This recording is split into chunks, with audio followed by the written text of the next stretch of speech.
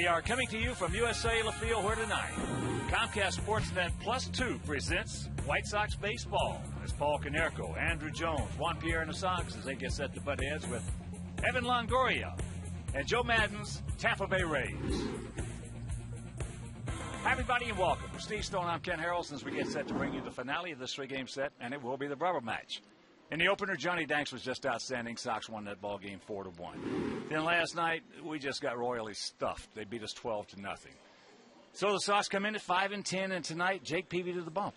Jake Peavy doesn't have a record. He does have a 6.0 ERA, and the last time out, he threw the ball much better than the first couple times out. So hopefully today, he'll be able to find the strike zone, keep that slider down, and change speeds like he did last time, which was very important. Also, he's got to keep the base runners off because this Tampa Bay team will try to run you out of the ballpark. James Shields goes to the mound for Tampa Bay. He's 1-0, his ERA 4.50, and he's one of the three pitchers in the last 4 years to have over 215 innings each and every year. He's one of their horses. He's got a power changeup, and that's a tough pitch to hit for the left-hander, so hopefully tonight we can do a little damage to him. All right, sit back, relax, and strap it down. White Sox baseball coming your way.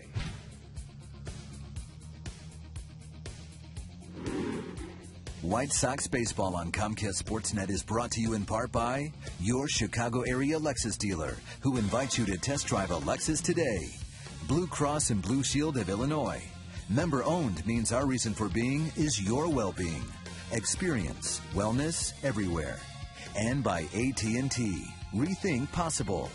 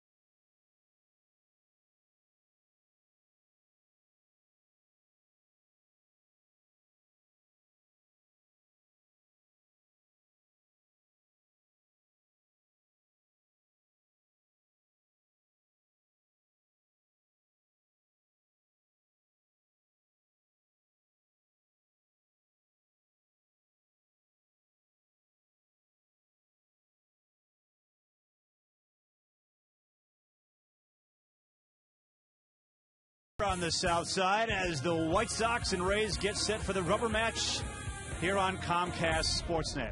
Hey everybody, I'm Chuck Garfien, and after losing 12-0 last night, I was again talked to the guys after the game and told them, look, hey, let's erase the first 15 games of this season and have some fun out there. One guy not having fun at the plate lately is Carlos Quentin, 0 for his last 20. So tonight, Ozzy's moving him from the 3 spot in the lineup to 6th. Here was both Quentin and Ozzy on that subject earlier tonight. I think Carlos right now is going crazy. Going crazy. You know what I mean? I think just looking at his bat, I think every pitch is guessing the wrong pitch. You see him very up front with the breaking ball and very late. And with the fastball, I told Joey during the game, I said, he seemed like he's between every pitch. He's between every pitch. Well, aware of how I feel in the box. You know, some days I felt good, some days I haven't. And obviously the results are what they are now. So I'll look to get better, and I will. Meanwhile, Jake Peavy takes the mound tonight looking for his first victory of the season, first decision of the season. He's 0-0. He's faced Tampa Bay before. He beat the Rays in Tampa, throwing 7 scoreless innings back in 2007. But facing a team in the American League, and all these teams mostly are American League teams, unless it's interleague play, he's got to do a little more homework.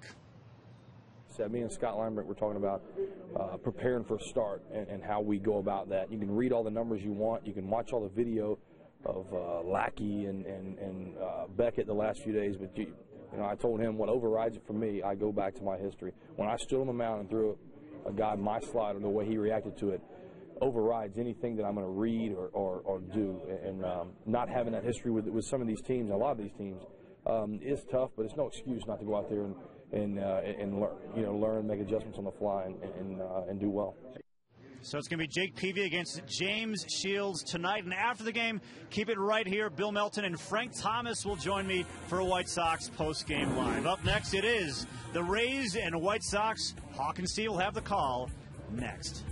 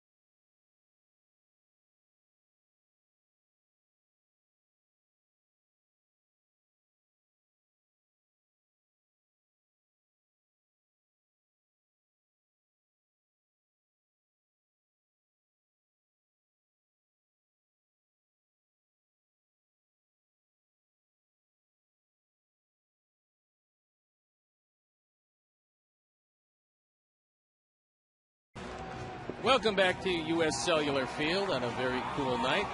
A little warmer than last night, however.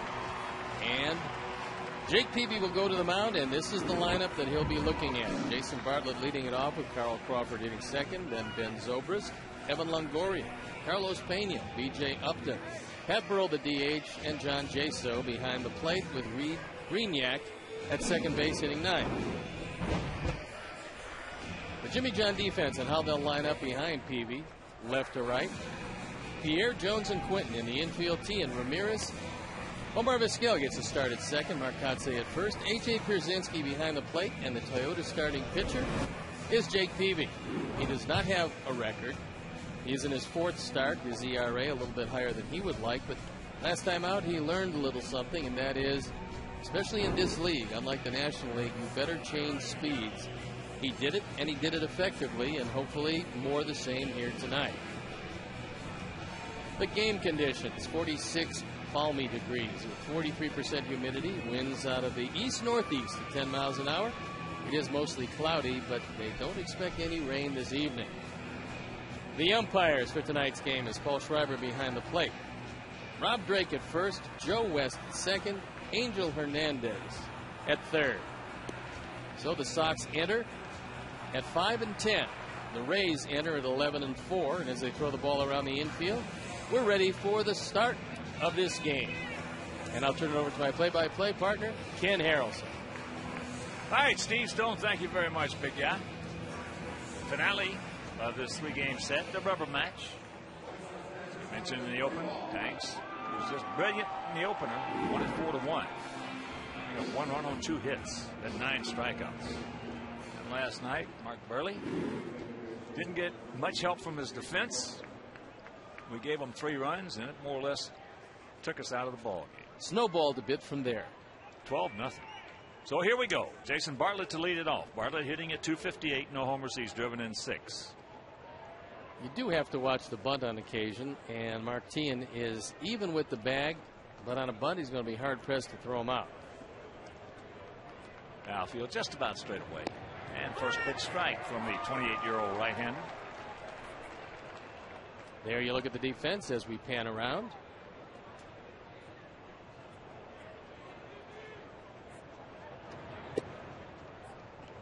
And the count 1-1. And here at beautiful U.S. Cellular Field, 330 down the left field line, 335 down the right field line, 375 in the gaps in, 400 straightaway center.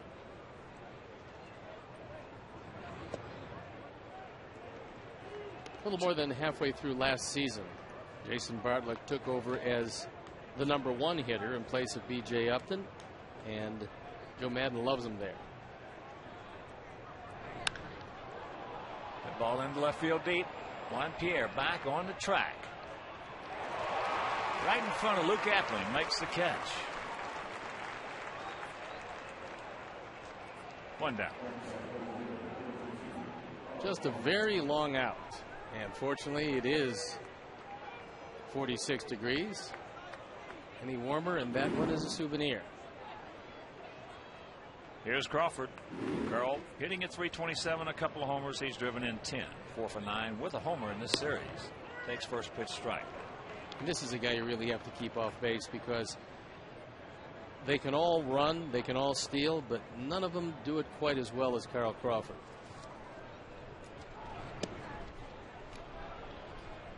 He stole 60 of them last year. He gets on, he just doesn't stop. He forces you to throw him out. He pretty much tells you, I'm going to run. You see if you can do something about it. Well, if you got a second baseman and a shortstop who are a little passive out there, yeah, he's going to steal second and third. He also is going to be a free agent, and the Rays are going to try awfully hard to keep him. They brought him to the big leagues, they raised him, and he's turned into a star. The 2-1 pitch. Just a hard strike, and the count evens. Cleveland beat Minnesota 8-1 at Target Field today.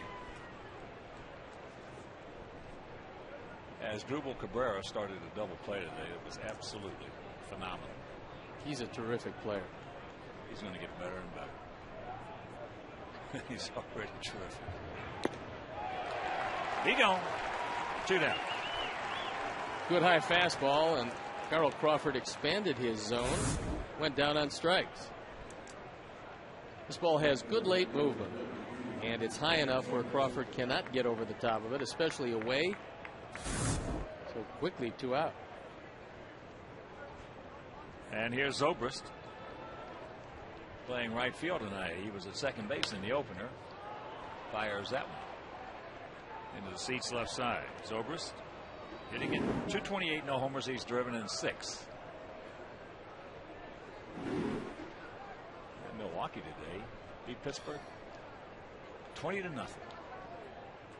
Yeah, but the wind was blowing out. And there's a base hit. Just fisted it out there.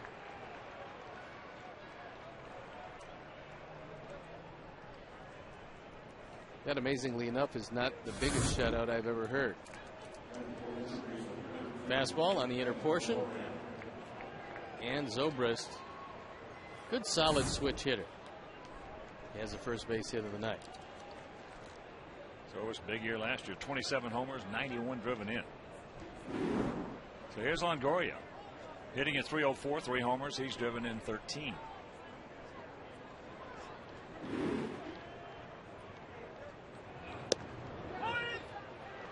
Strike with that slider. Hawk, I was with the ball club, the Cubs at the time, wind blowing in. Pirates beat us 22-0 that day. 25 hits and never hit one ball out of the park. That was a pasting. I guess. And that, I believe, was the all-time record for Rennie Stennett. In a 9-inning game, he went 7 for 7.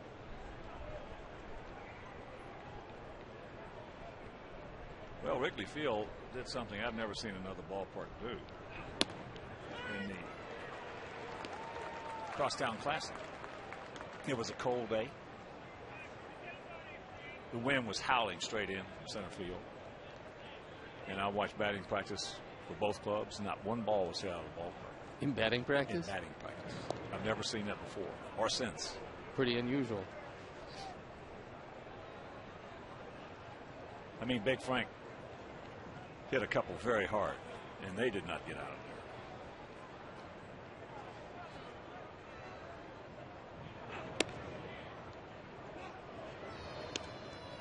there. 1-2 the count to the 24-year-old face of the franchise player, Evan Longoria. Kind of surprised that Zobrist hasn't run yet. He's been perfect this year. Got a pretty good lead.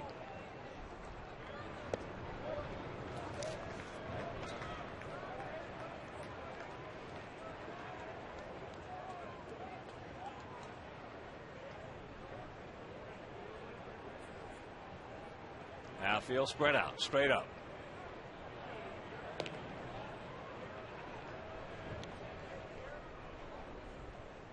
Usually in a situation like that, 0-2, he had him. That runner might take off on 0-2 or 1-2, but now the count is even at 2.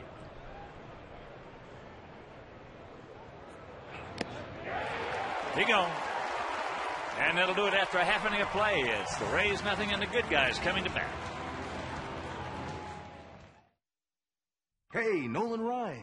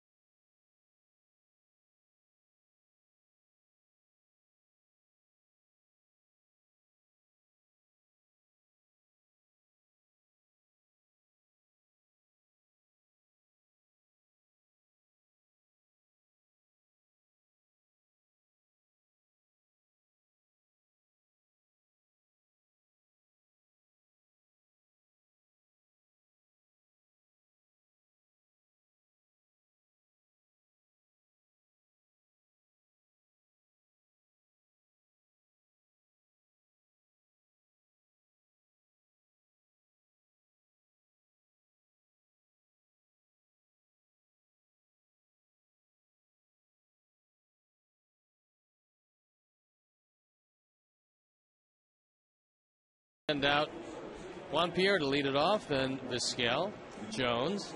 Paul Konerko the DH tonight, with A.J. Pierzynski hitting behind him. Then it's Carlos Quinton, Marcatse Martin, and Alexi Ramirez. Jimmy John defense and how they'll line up behind Shields. Left to right, Crawford, Upton, and Zobrist. In the infield, Longoria, Bartlett, Brignac, Pena, John Jaso behind the plate. And the Toyota starting pitcher is James Shields, on for his fourth start. 4.50 ERA. He's got a great changeup, but right-handers have hit him a lot better than the lefties because of that changeup. Juan Pierre. 2 for 8 in the series. Both those hits coming last night. Been swinging the bat well as of late. And there's a strike from the 28-year-old right-hander. Shields 6'4", 220 pounds. And that's back to the middle and the center field. So good speed aboard.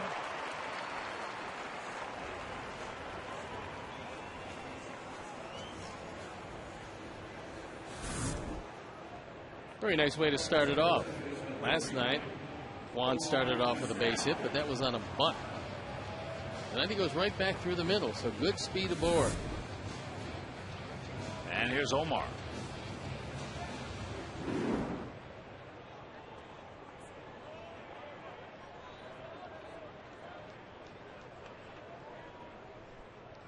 decent lead by Pierre. As that pitch a little high. Sox come in hitting at .217 as a club with a 4.17 ERA. 14 stolen bases in 20 attempts.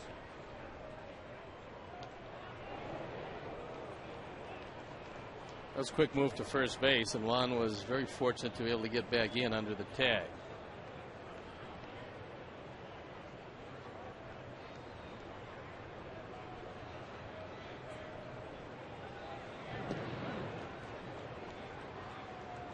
And Shields giving it that Mike Mussina approach to getting into the stretch.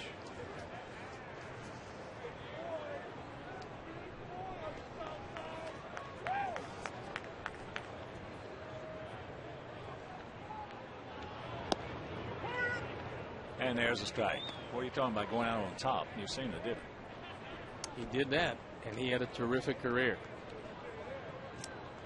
At his major league debut right here. Got beat 1-0. Big Frank hit a home run. And Charlie Huff shut him out.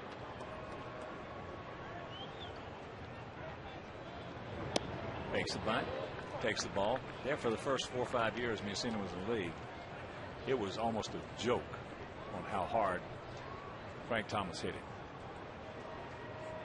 Well, he must have adjusted because he had a pretty good record for some teams that weren't all that good in Baltimore. Terrific record. Only won 20 games one time this last year.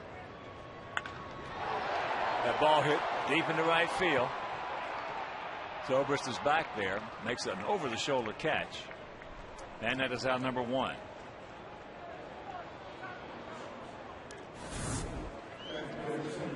Omar hits this ball hard. And perhaps in the warmer part of the spring or summer, that's going to be out of the ballpark, but not tonight.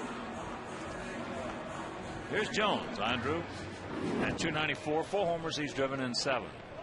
One of those 4 home runs coming in this series.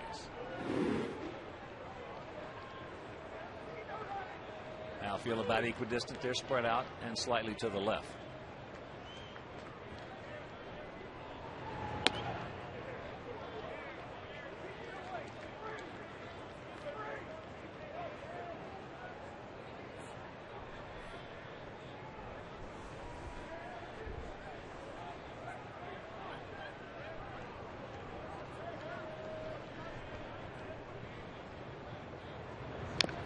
Chops that one foul. At this point, I don't think that Juan is able to read the move of Shields. He knows he's got quick feet, but he hasn't even made an attempt to steal one yet. Big pitch right here, the 1-1. There he goes. Jaso with a nice roll. Off to the third base side, so Juan picks up his 7th stolen base in 9 attempts. That's number 15 this year for the Sox. They've only been caught 6 times. Throw is not bad, but Juan just got a very good jump. And the count 2-1 to Jones.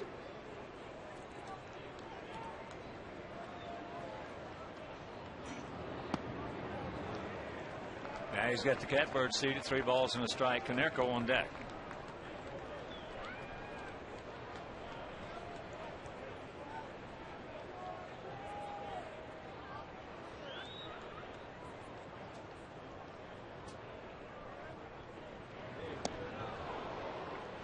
That's that good changeup that we've been talking about from Shields. Well, you described it best in the opening. That's a power. Not too many guys have a power changeup. He is certainly one of them. Well, he'll use it any count, as he showed you there on 3-1. You get Jones looking fastball all the way and well out in front of him.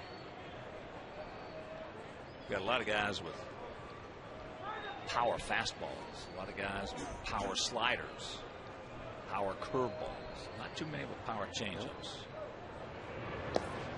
And that's ball 4. So a 2-on-1 out. Let's check out our picks to click tonight. Jimmy and Joe, our director and crew, well, they went with AJ. Steve's going with Carlos Quentin, try to get him out of that funk. Maura Foy, Leslie Gajano, JJ Crane, and we're going to go with Alexi Ramirez. So here's Paulie. Comes in hitting at 245 with 5 long ones and 10 driven in. 3 for 7 in this series with a homer. And lifetime against Shields, has faced him 10 times, has 2 hits. Breaking ball down.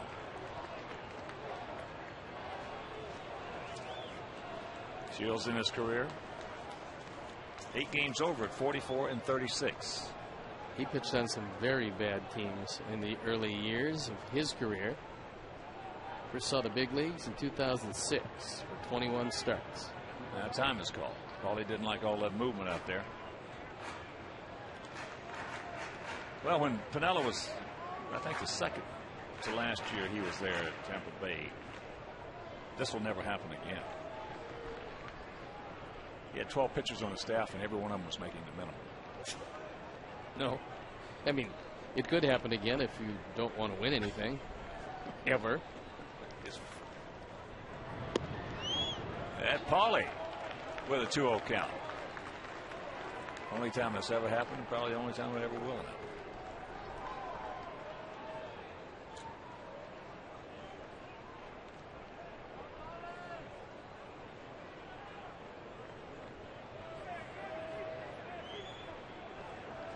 Shields and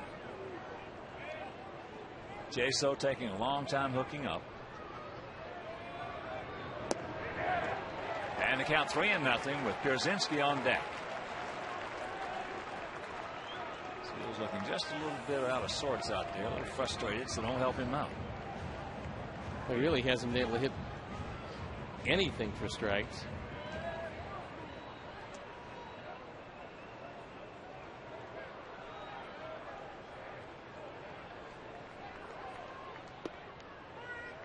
There he catches the inside corner with that one. Juan is bouncing around out there at second base. No, the hitter lets him get to him. That's not good. Nope.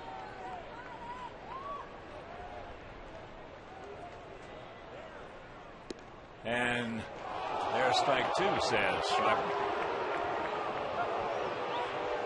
I think Shields might have gotten away with a bit of a lucky call there. And that angle looked like it was inside. Was high enough. Boy, one pitch like that can change the whole rhythm and dynamics of a ball game.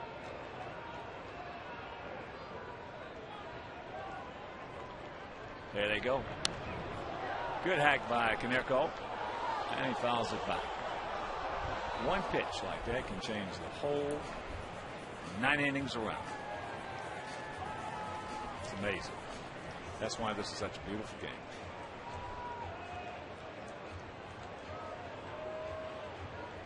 Well, normally in a situation like this with the runners going, if you do strike out Paulie, you go for the trailer at second base because you're not going to get one third. And that is knocked down. Bartlett had a play if he gets up real quick and goes to first. But he didn't, and the bases are loaded. It looked to me like Bartlett, after stopping the ball, was thinking that he might catch Juan Pierre off the bag. But that's where Jeff Cox comes in. He tells him to stay right there because the ball's still in the infield. The only chance he had of getting an out was Konerko. Just looked the wrong base. Yeah.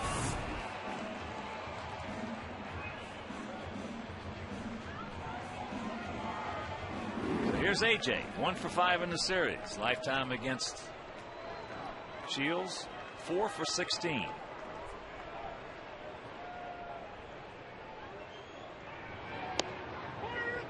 First pitch strike. And that was that changeup. Dropped it over the inside corner. I don't know how many shots we are going to get at Shields tonight. Best take advantage of this one. He's got good late movement on that changeup. There's another one.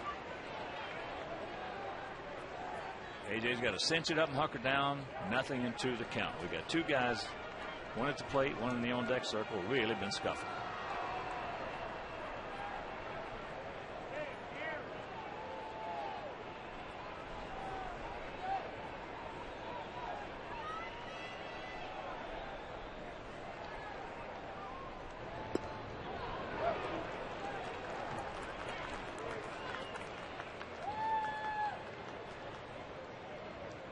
Talking to some of our hitters in the past about Shields' changeup,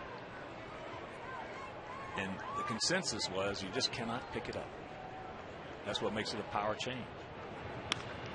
And this is going to be a pair if it's not bobbled.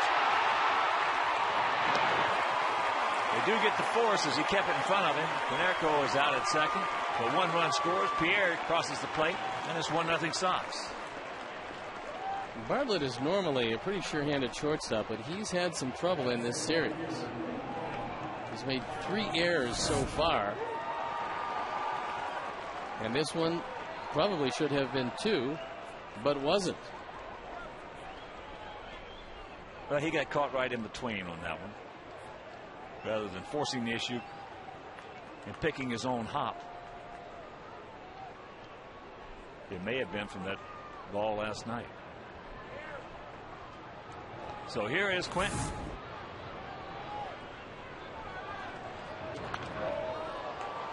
There's that fastball. A little tardy.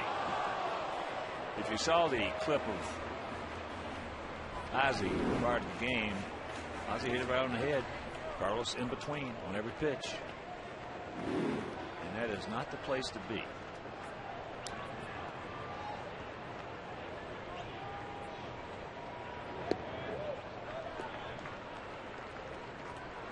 And in between means you're going to be a little late on the fastball, a little too early, and quick on the breaking ball.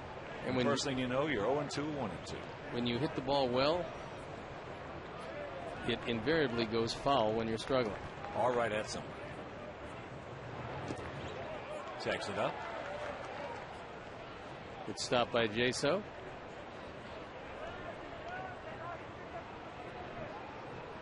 Carlos has the edge now at a 2-1 count.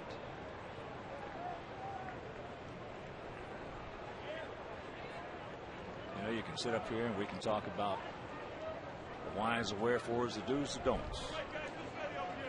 The guys are going good or struggling. And it sounds so simple,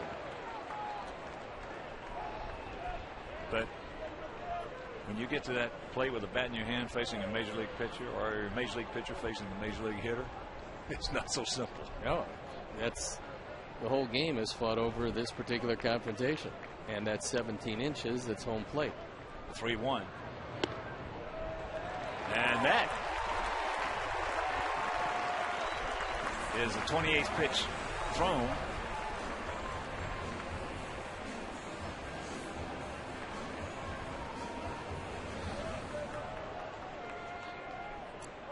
That's Jim Hickey coming out to have a word with him. This is uncharacteristic wildness from James Shield. Well, this has been a terrific inning, even if we don't get any more runs. Now, if we can get Kotze pitch in with a base hit right here and put a couple more, then it becomes just a terrific inning. Well, Shields had only 6 walks in his previous 3 starts. Covering 18 innings, he's got 2 walks. He's fallen behind consistently here in the first.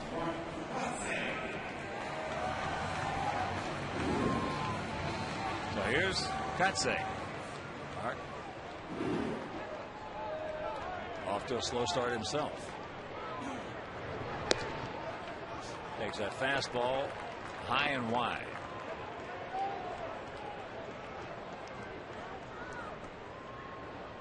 Sacks packed with Sox.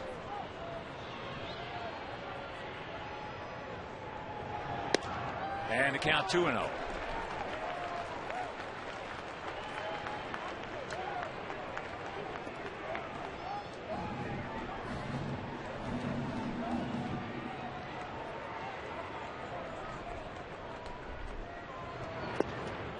And it's 3-0. Take two. Let him have the brain cramp.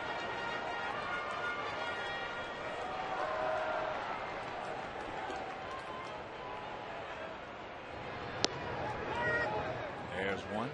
I'd be kind of surprised if he was taken here. He's not going to be taken here. I would be That's really, just an expression. really surprised. No way he is. That ball hit high into left center field. That's going to be a can of corn. Crawford is there, makes the catch. With all that, he threw 33 pitches. We scratched out 1 run, and after one is 1-0 Sox.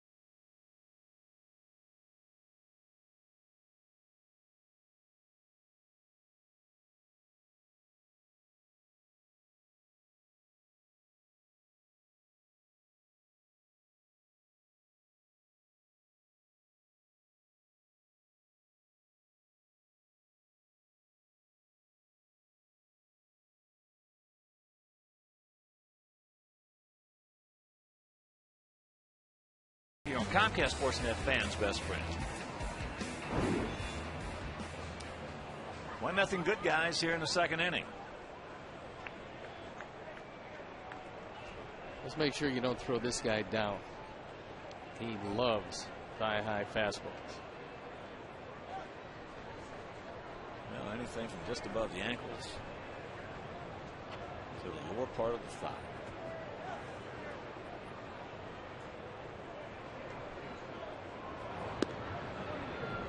First pitch outside to Pena, hitting at 245, 4 homers he's driven in 13.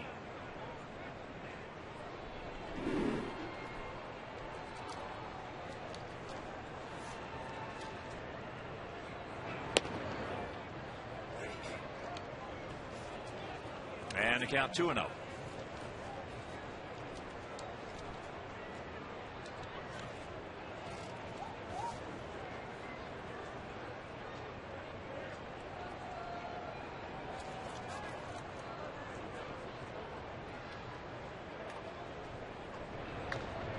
Big hack.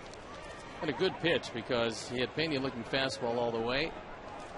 He took a little something off. That one came in at 84. It was sinking. And that's one of the arts of pitching, is getting anything over the plate but a fastball in a pure fastball hitting situation. 2-0, 3-1. Especially if it's got a little downward movement. And if it's got a little upward movement, you don't have to worry about it too much. No, because it usually winds up. No, if you got that movement. Oh, the little hop at the end? Little hop. Yeah. You can be just fine. That means normally you're throwing in the mid to upper 90s with that. In the low hundreds, too. Yeah.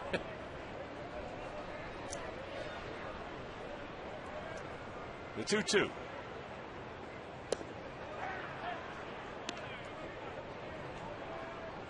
So a full count to the 31-year-old veteran. Last year, he had 227, but he cranked out 39 homers and drove in 100.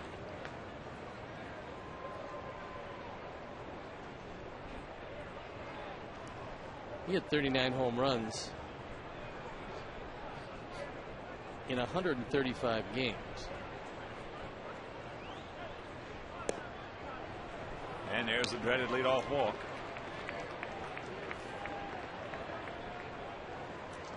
Join the 2010 Sox Pride Club, the official online fan club of White Sox baseball, and get guaranteed prime tickets with the new Ultimate membership. Plus, all members receive monthly ticket opportunities, an audio subscription, and other exclusive perks all season long.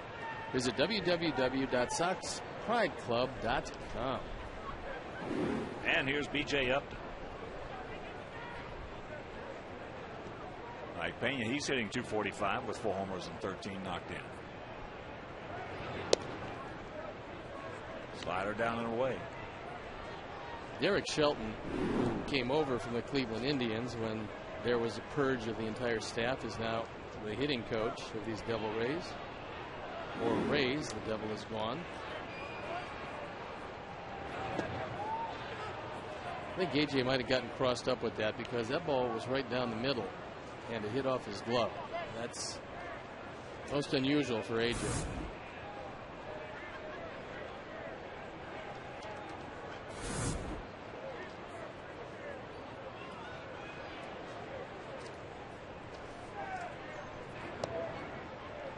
And he falls behind Upton 3-0.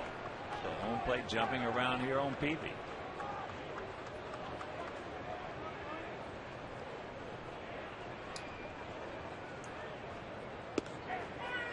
And there's the strike. Well, Shelton got B.J. Upton to understand that you have to get that foot down earlier, or you're going to appear to have slow hands.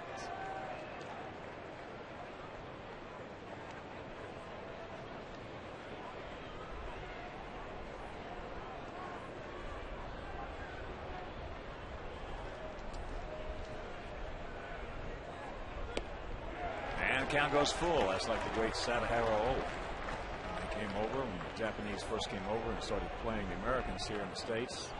They came over playing the Dodgers at Vero. And the consensus was, as they were watching O take batting practice with that pronounced leg kick he had, bust him inside. Anybody that's got a leg kick like that can't handle it hard in. Let's hope he put that myth to bed. Peavy wanted that pitch.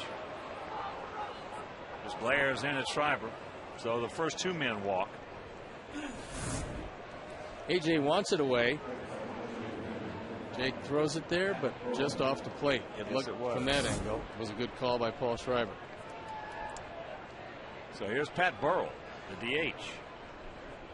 Hitting at .238, a homer. He's driven in 7. And there's another ball. So AJ's going to go and have a little chit chat. But so when the Dodgers were watching him take BP, they said just bust him inside. Well, the first 2 times up, they busted him inside. And the first one was a 2-run homer, and the second was a 3-run homer. And after the game, well, we saw he's getting his leg way high. We just didn't think he can get it down that quick. Obviously, not an in-depth scouting report on the great O.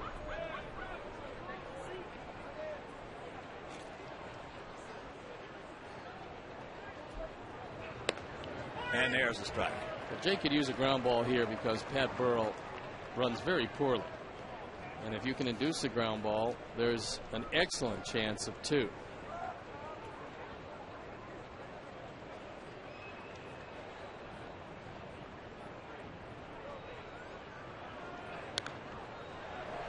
Out over the plate, fouls it back. And now Peavy on top, 1-2.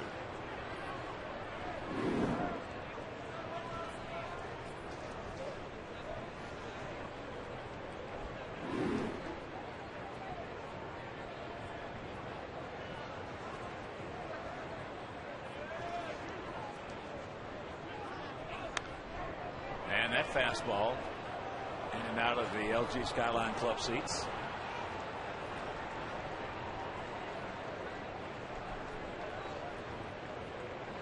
Which, under the conditions and where we are in the season and all of the events tonight, pretty good turnout, because it's not all that comfortable out there this evening. He gone. Breaking ball.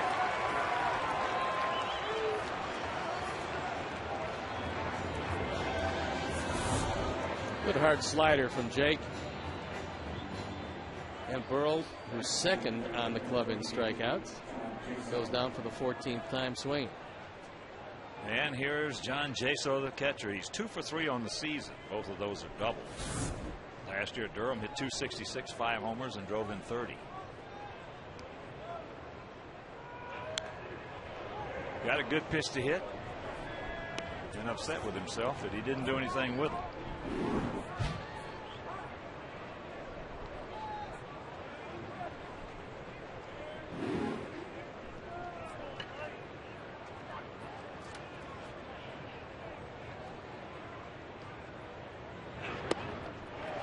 Upstairs in the count 0-2. Jake had a little something on that high fastball. It was 94 miles an hour. But that's a high pitch count. Not through the second yet.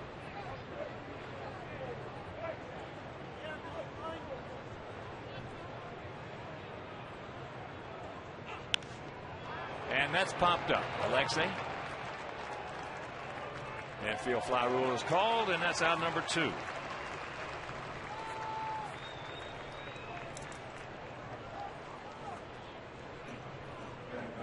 Detroit came back last night to beat the Angels 4-3 in that game.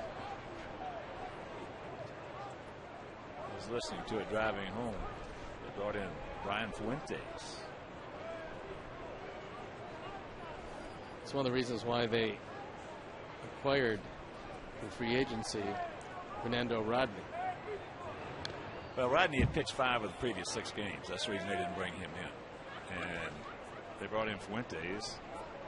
And after about a 7 or 8 pitch at bat to Cabrera, Miguel Cabrera, He hit 8 miles. 9 miles. I saw it.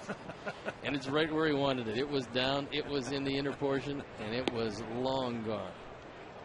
That tied it, and they came back and scored another one to win it.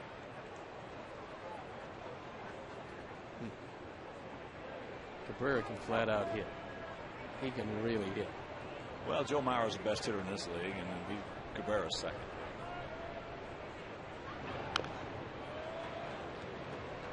Grignac fouls it off in the count 1-2. He was a shortstop by trade. Not a big one at that. He's 6'3", 195. But they've got Bartlett there, so they moved him to second base. 2 on, 2 out, and the 1-2 pitch. Just got a piece of that.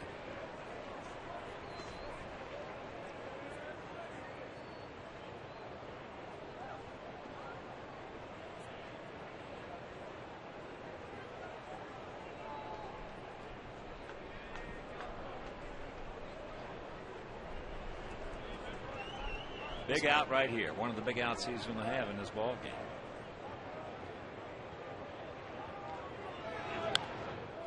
And another souvenir left side. Well, before the career of Grignac is over, he's going to have some power. So you got to be careful at this point, and he's only going to get better.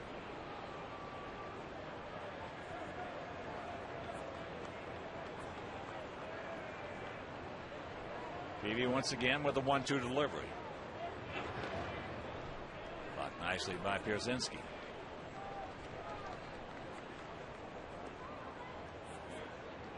Jake was trying to wipe him out with that slider, low and in. In order to throw your best slider, you have to have supreme confidence that your catcher is going to block anything down.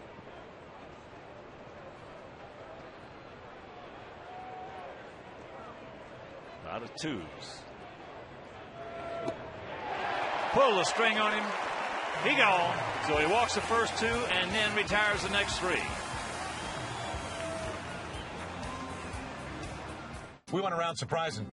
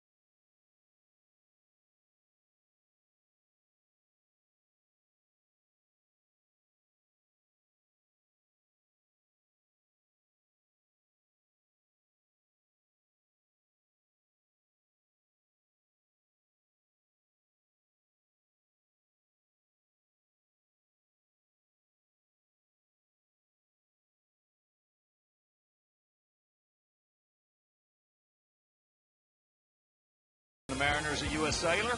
Tune in as Gavin Floyd and our Southsiders take on Ken Griffey Jr. and Milton Bradley. That's White Sox, Mariners. Tomorrow night at 7 on Comcast Sportsnet. Fan best friend. Milton's got that traveling bad calf. So he might not be able to improve on that 167 batting yet. That calf's been giving him some problems.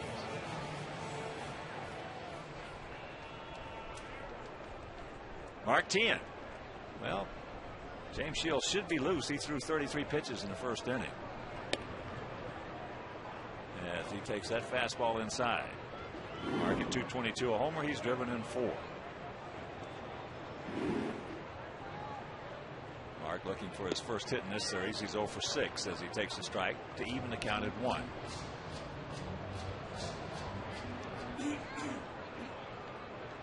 Outfield around to the left. Underneath it. And count 1-2. Tien 4 for 14 lifetime off Shields.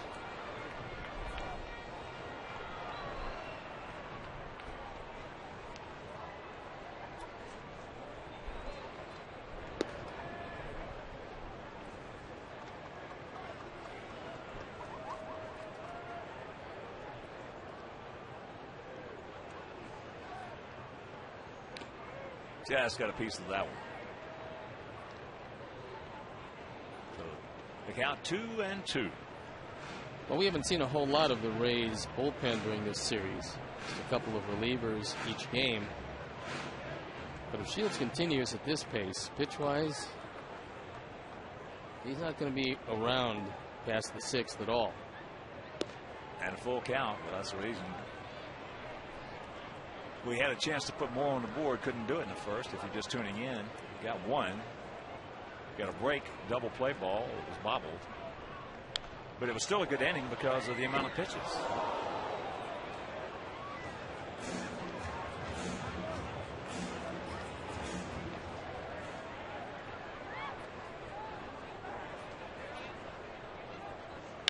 That ball hit deep in the left center field. Stretch.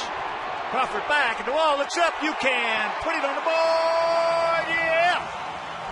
Yeah. Number 2 for Tien. And it's a 2-0 game. 5 runs batted in as both of Mark's home runs have gone the opposite way. A Ford home run replay. A long at bat ends in a fastball on the inner portion and an inside out stroke.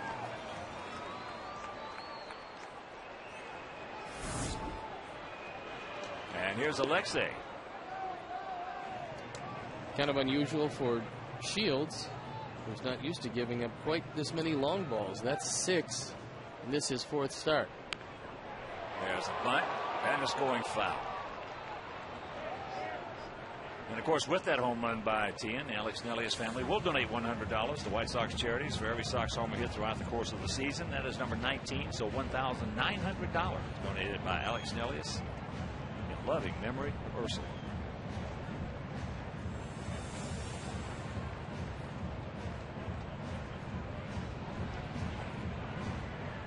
One and 1 the count to Alexei, looking for his first hit in the series. He's 0 for 5.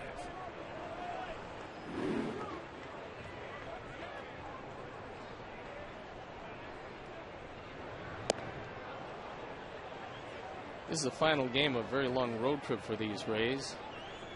This is the 10th of 10 games, and they're 8-1 on this road trip.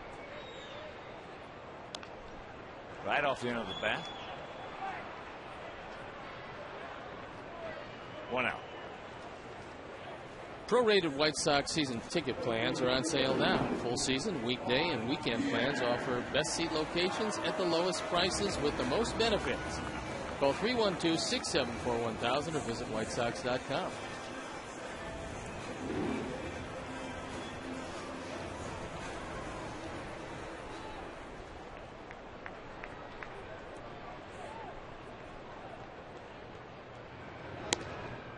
And there's fastball upstairs. One single, stole second, and eventually came around to score last inning. Takes the bunt, takes the strike.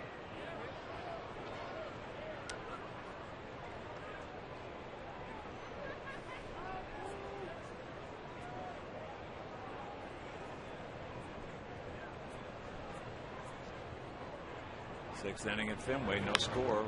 Red Sox and the Rangers. 2 down.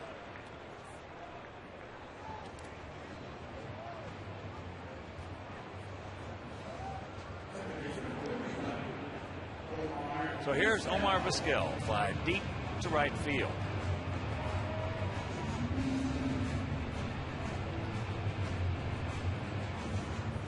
Year-old veteran, soon to be 43. And a first ballot Hall of Fame. And that's a no-doubter.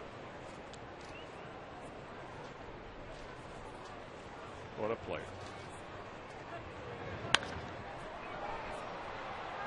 Pops him up. Upton calls off Bartlett. And it'll do it with the homer by Mark Tien. It is 2-0 White Sox.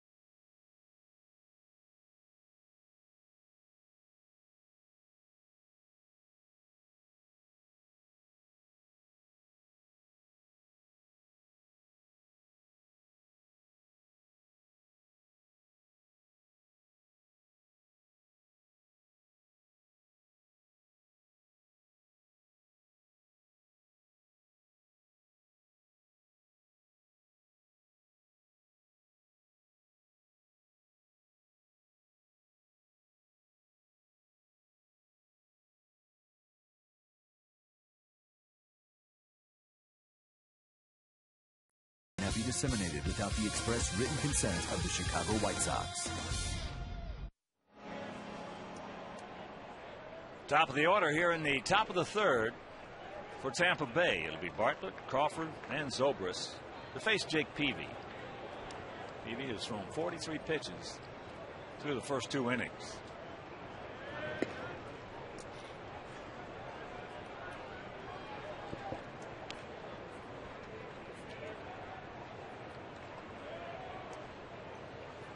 Outfield, they are for the most part straight up.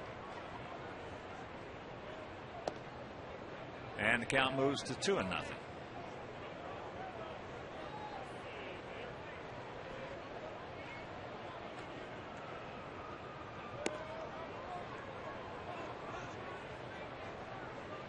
Well, he's struggling with that control. There's one. You don't want to walk this guy because he's one of the guys in this lineup that will run. They've got a few of them.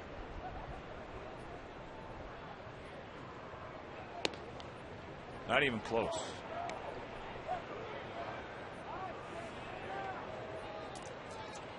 That's the third walk. And Jake is not very happy with himself at this moment. Well, he shouldn't be. Walked the first 2 last inning. And was fortunate enough to pitch out it. Struck out a couple. Struck out Burrell and Greenyak.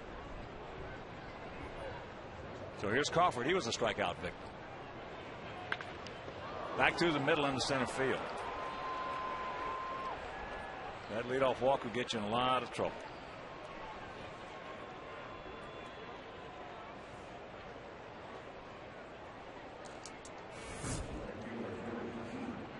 He kept this ball down even though it was out away from Crawford. That's good plate coverage because that pitch probably wasn't a strike. but it was about thigh high. Crawford likes it down there. Took it right back up the middle. And Jake's in a jam again. Well, you being a good pitcher, know one thing. There's two ways to have 49 pitches in a short period of time. Getting hit real hard or walking a lot of people. And striking out a lot of people. And striking out a lot of people. He has 4 strikeouts.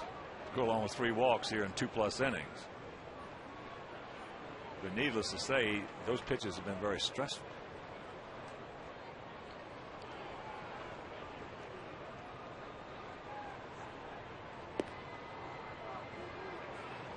And the count 2-0. Jake's really fighting himself now with his control.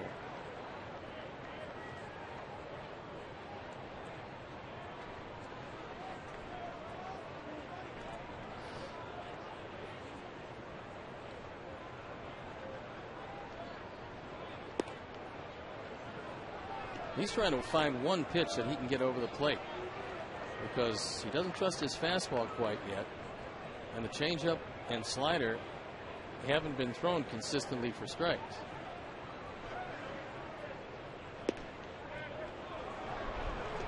Bases are loaded, nobody out.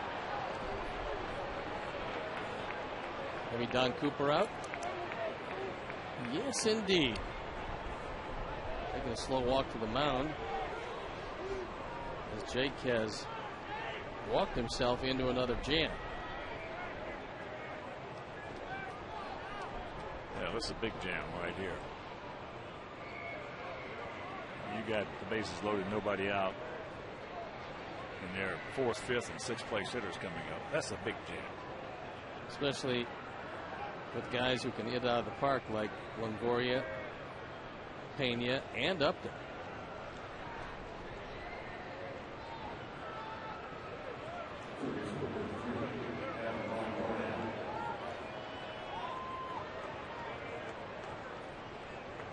Longoria struck out on a fastball. And he takes a slider, no. 1-0.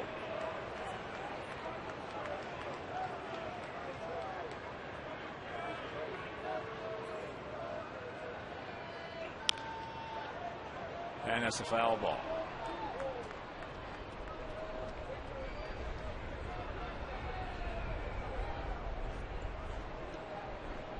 When you were trouble couldn't find a strike, what went through your mind? What was the first? Did you have a plan A, plan B, plan C, or plan A or B? Well, I would shorten up on the curveball. I would shorten my stride so I could get on top of it, and I would drop it over the plate on the first pitch, and then go to work on the hit.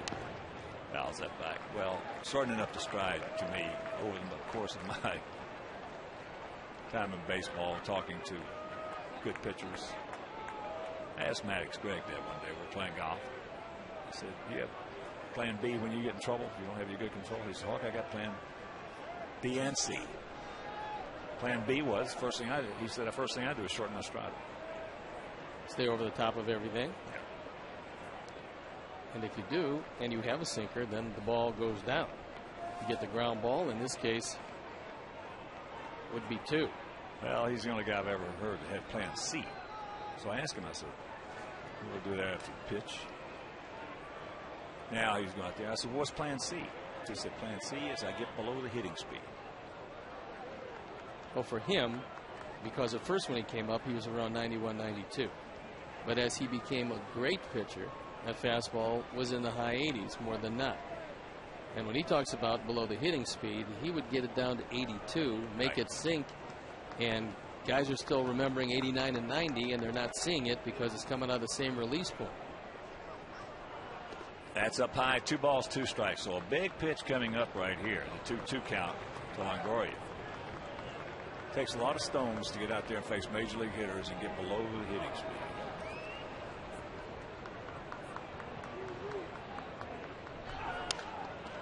Attaboy, there's one. And I'm not quite sure. A.J. apparently didn't have an angle on the throw. He did not, and it's a good play by A.J. if he did not have the angle. Oh, you can't throw it if all you can see is the back of Longoria. First of all, he's a big guy,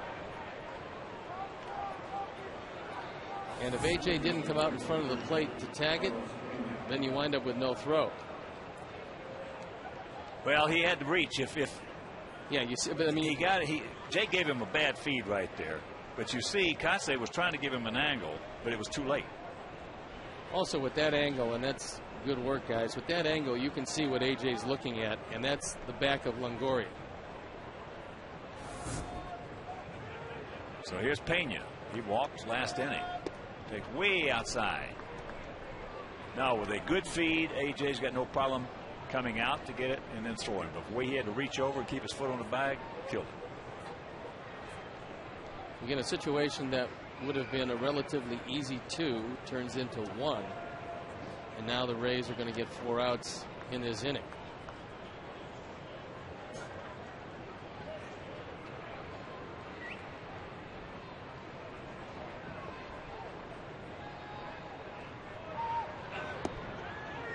There's the strike. That was a big pitch right there. Boys, hitters, home run hitters just salivate. Bases loaded with a 2-0 count. Pena looked back at Paul Schreiber and said that was a strike. The way A.J. caught it, it looked worse than the pitch really was.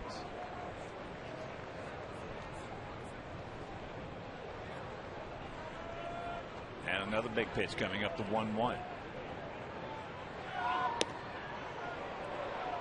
That was a good eye, because looking at that pitch, you had to figure that started out in the strike zone, and Pena somehow is able to check his swing. He couldn't have done anything with it, but he didn't swing at it.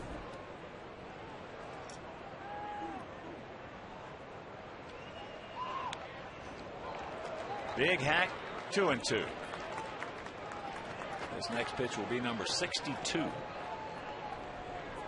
for Peavy, so they're going to be in our bullpen shortly, unless he can find that release point. Pretty good numbers with the bases loaded for Pena, but he is very susceptible to a face-high fastball.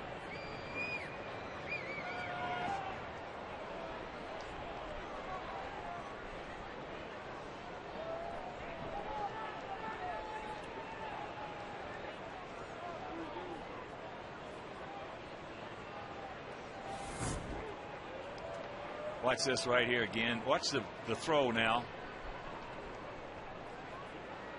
See, I took him off to the right there, and that's the only thing he could see. And here's the fastball 4. It's a 2-1 ball game. Third walk of the inning. RBI number 14 for Carlos Pena. That one came with no contact. He's been up twice. He's walked twice.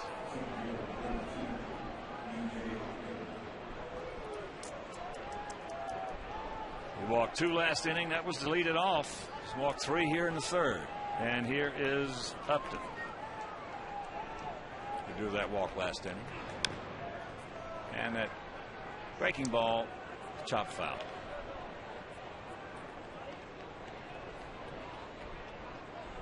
Still only 1 out with the sacks packed.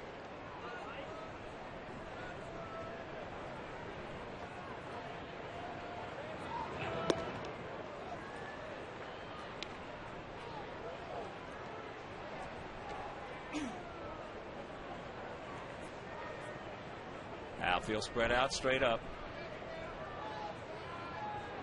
Maybe a long look in.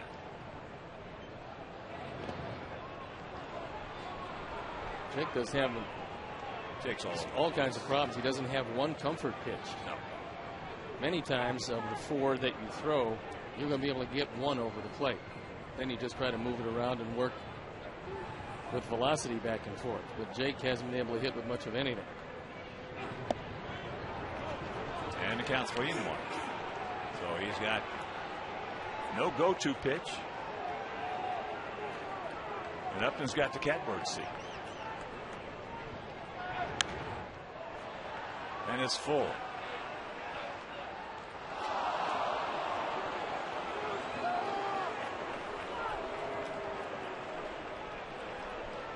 Coop's got the bullpen on the phone.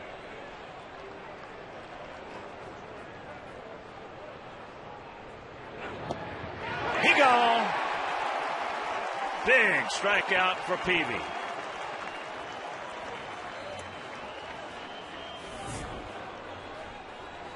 Upton just took a fastball right down the middle. That's the best pitch he had in the whole sequence to hit. Yep. I'm not sure what he was looking for, but it wasn't a strike. He got a strike. Burrell can't get it. He struck out on a PB slider last inning.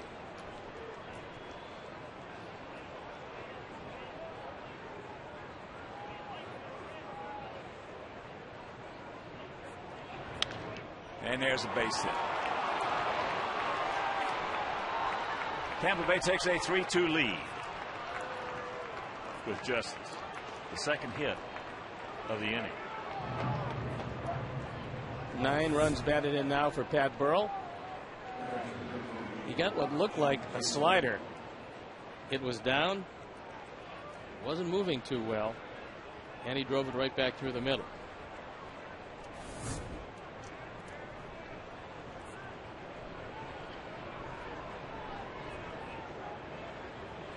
So here's Jaso.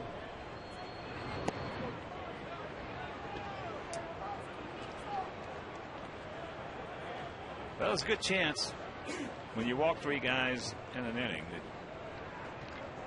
you're going to get hurt.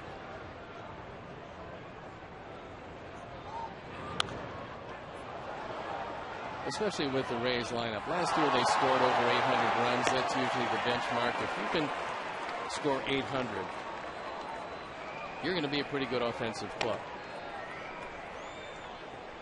Their problem last year was the pitching. This year they've got the pitching.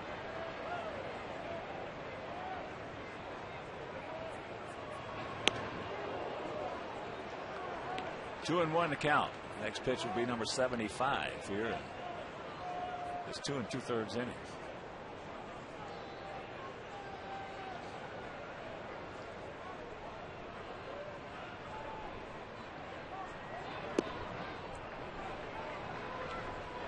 This is the most pitches I've seen in a while, not through 3 innings yet.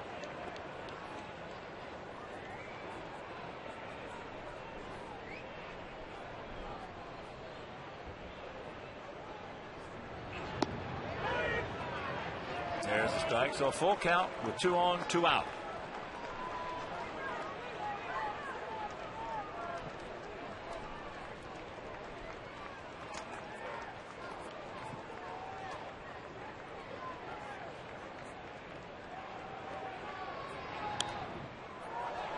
Jaso fouls it back again. I think he helped him out. I think he swung at one out of the zone. That was good. It's Randy Williams throwing in the bullpen.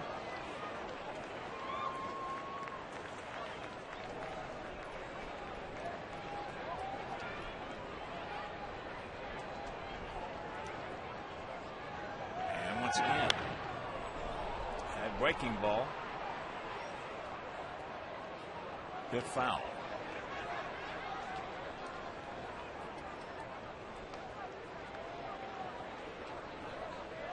He's thrown 35 pitches this inning.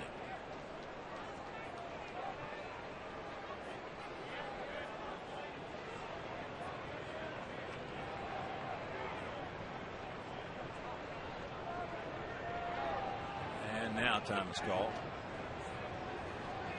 3 runs on 3 hits, no errors for them. 2 runs on 3 hits, no errors for us.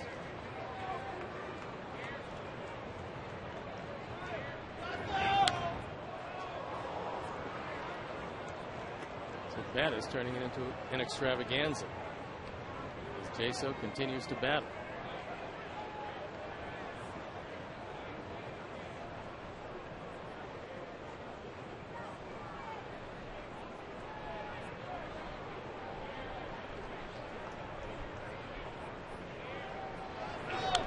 And another.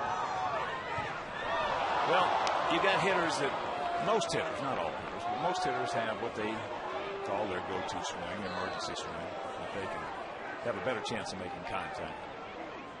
Will give up the power you're talking about. Yeah, just to make the contact.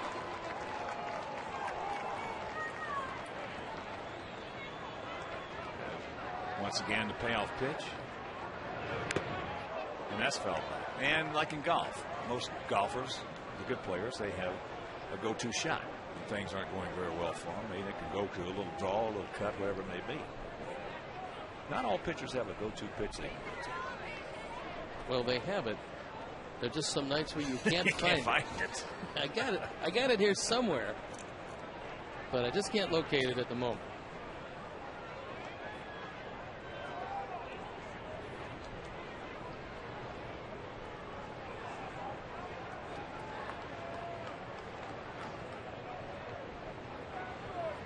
This will be pitch number 82. Well, that was a terrific at bat by Jaso. A tantalizing slider comes in. He's able to lay off. It's down and out of the zone.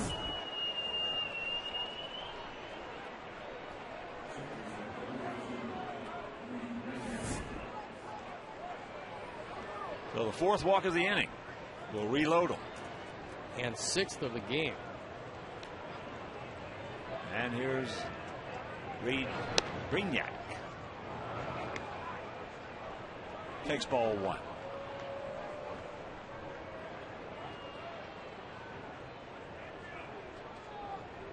Ninth hitter. They only have 2 hits this inning. That ball into left field, right at Juan Pierre. Fights the lights, makes the catch. The 4 walks. Big single by Burrell. They lead at 3-2.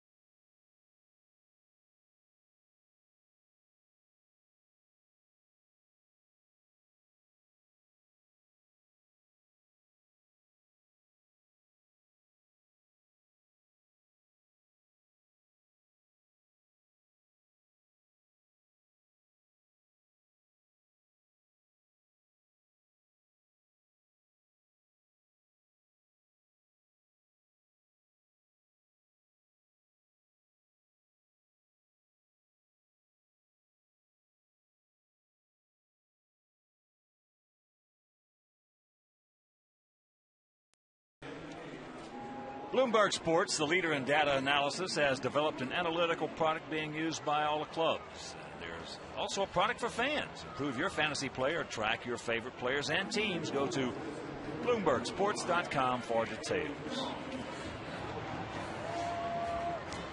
Andrew Jones will lead off here in the bottom of the 3rd inning. 3-2 bad guys. And for the first time tonight, Shields has a lead. Let's see how he responds to that. Well, we let him off the hook in the 1st inning in a big way.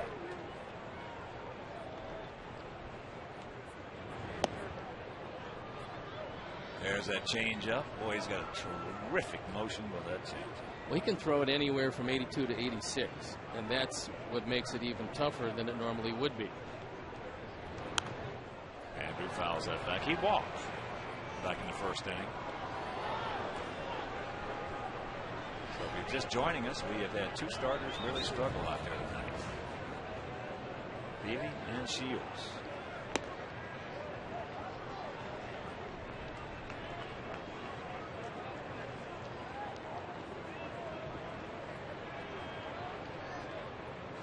Pitch number 56, and there's nobody out here in the 3rd.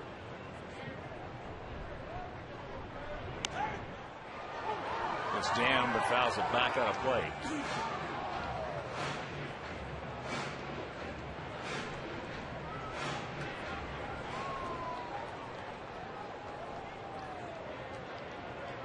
outfield playing Andrew Strader. Brainiac, a little double clutch, still has time.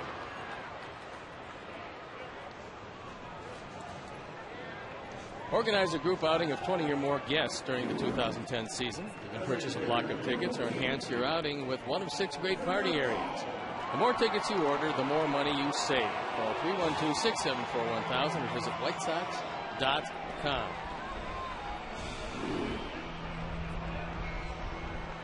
Brainiac has a big advantage out at second, is that he's got a shortstop's arm. So he can bobble the ball and still gun you down. Here's Pauly, had an infield single. Rips that one foul.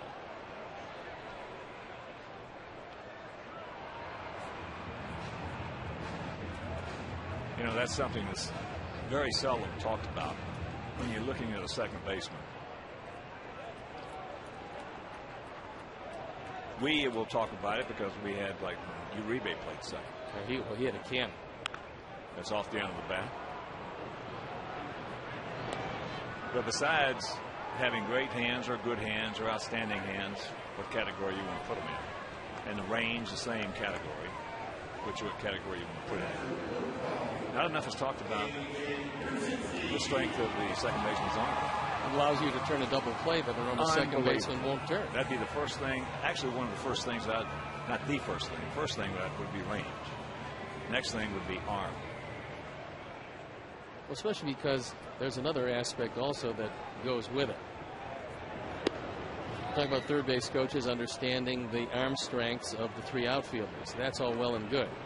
You also have to understand the arm strength of the second base and shortstop, because they're going to be acting as primary cutoff men. So if your second baseman has a strong arm and he's going out into right center, down the line and right, you might not want to take a gamble on running on. Well, that would be number 2. Number 1 obviously would be the double play. It's just like whoever played. I know when Red Boone was playing second base for the Mariners.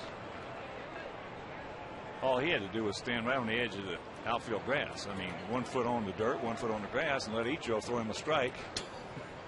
It's true. Boy, could he throw. And there's ball 4. That's 3 walks for Shields, a guy who normally doesn't walk too many people. Maybe it's something in the water. Well, here's Carlos. He walked his first trip.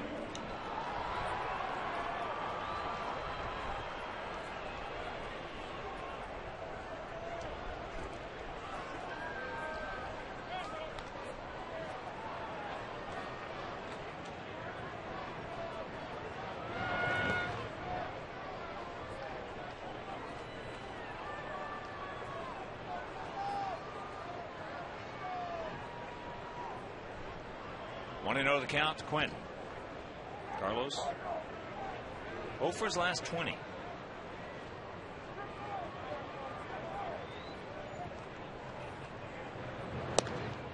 Did not check it up. That was an 85-mile-an-hour changeup. Carlos just not seeing the ball real well. He's in between. He's right in between. Let's say that's just the toughest place. As there's a ground ball to short. They force AJ, and that'll retire the side. So for the first inning, we don't score, and they lead it 3-2.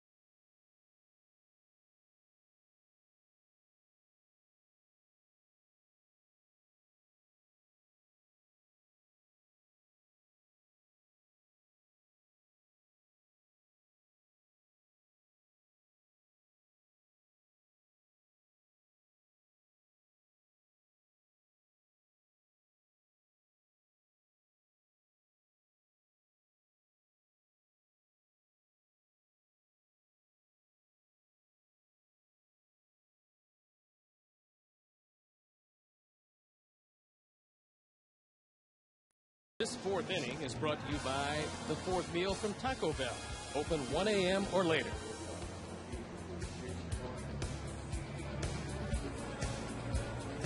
Jason Bartlett, who led off last inning with a walk, will lead off the top of the fourth. 3-3-0 for the Rays, 2-3-0 for our Sox. Bartlett 0 for 1, leading up the ball game. Took Juan Pierre back on the track. Takes strike one.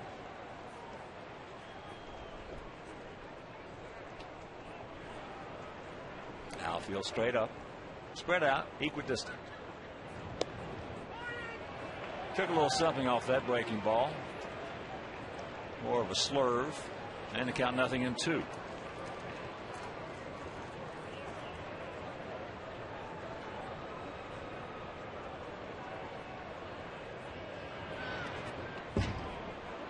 See, when you were struggling a lot of times out there, because again, getting back to the point, you can't win 25 games in a year like you did by having your good stuff and your good control every time out. So when you're struggling like this, you had to be in the state of mind where Peavy is right now, because that's hit foul.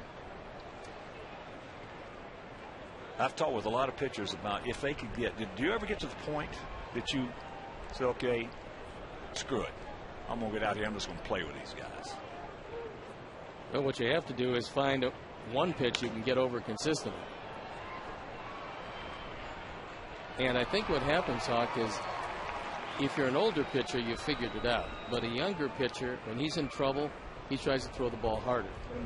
That will exacerbate the situation. As you get a little older, you realize that you're going to get more guys out by throwing a little softer. Well, that's what I'm talking about. Yeah. You ever get to the point, I'm going to play with these guys. I'm just going to toy with them.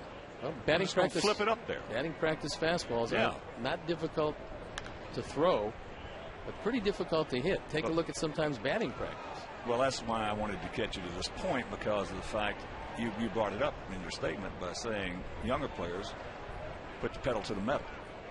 We're more experienced pitchers. Gaylord, there's a little chopper right side by Crawford. And that is out number 2.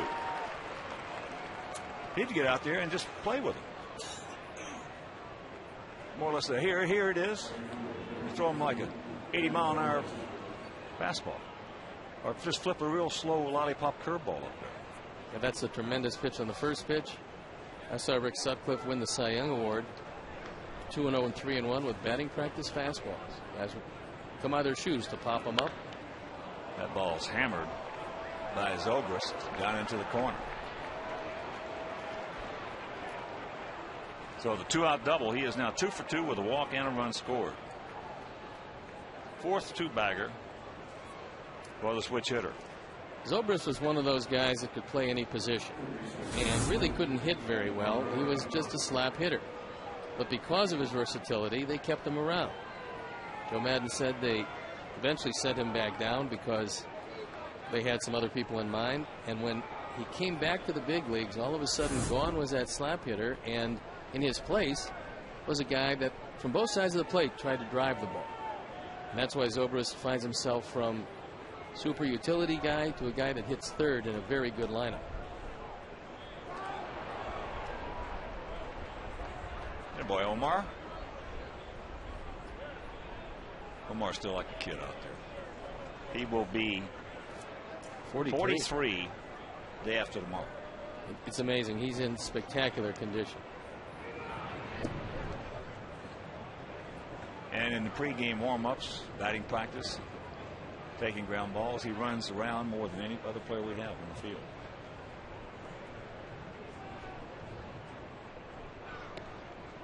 There's a strike. That evens the count at 1 to Longoria. They could have told you from the beginning when he came up with Seattle that he would be one of the great fielders. And everybody knew that. Well, he had a chance to be. But they didn't think that he could hit like he's hit. That ball hit into left field. One is there. Makes the catch on the way to the other side. No, when he first came up, they just knocked the bat right out of his hand. Meanwhile, they didn't score, but they still lead it by 1.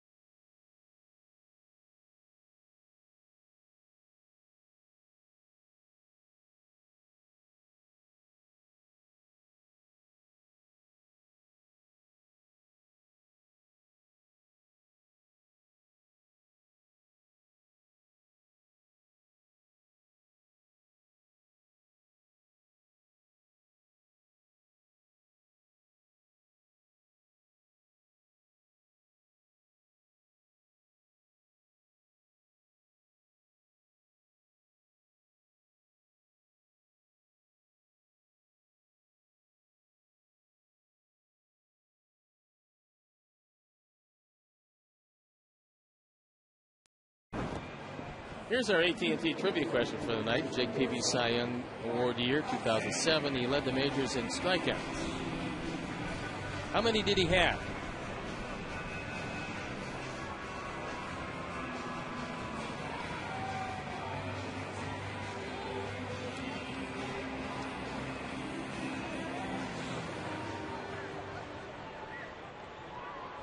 Raised by 1 here in the bottom of the 4th inning. Mark Kotsay, Mark Tien, Alexei Ramirez, lower third of our order, as there is a bunt. Longoria is beautiful at this play. Throws it away. Kotsay has got to hurry.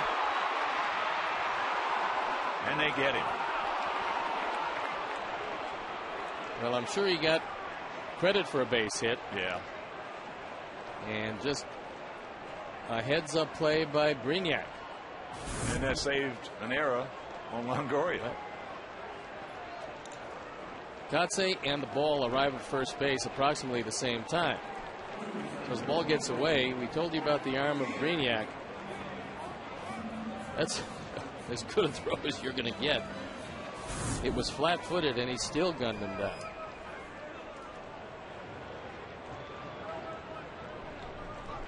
So here's Tien. Mark cranked out his second homer into the left field seats. Oh, Longoria owes Brignac a little steak dinner right there.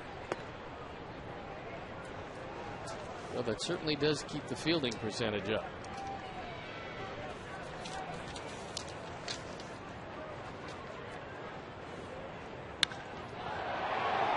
That ball high into left field. Crawford.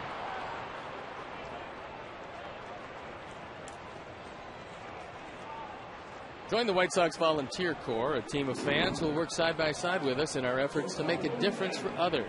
Together, we can be a powerful force for change. Please visit whitesox.com/volunteer corps for more details. Here's Alexei. Hit a little soft comebacker to Shields. Checks it up and takes that curveball for a strike.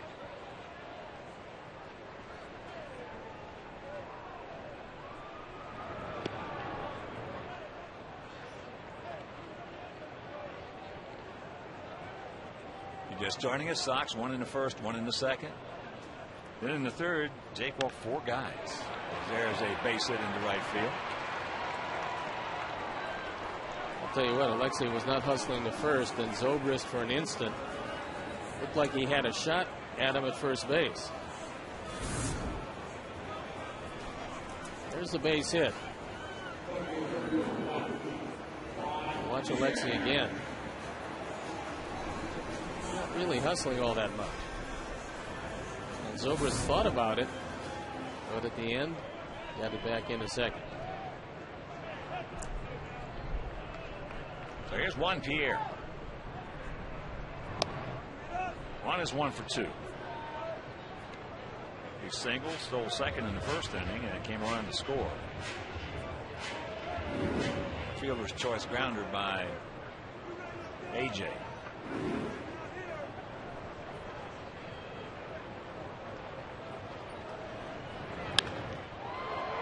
Flips that one into left field. Can of corn, and that'll retire the side. We'll go to the 5th. It is still 3-2 Rays.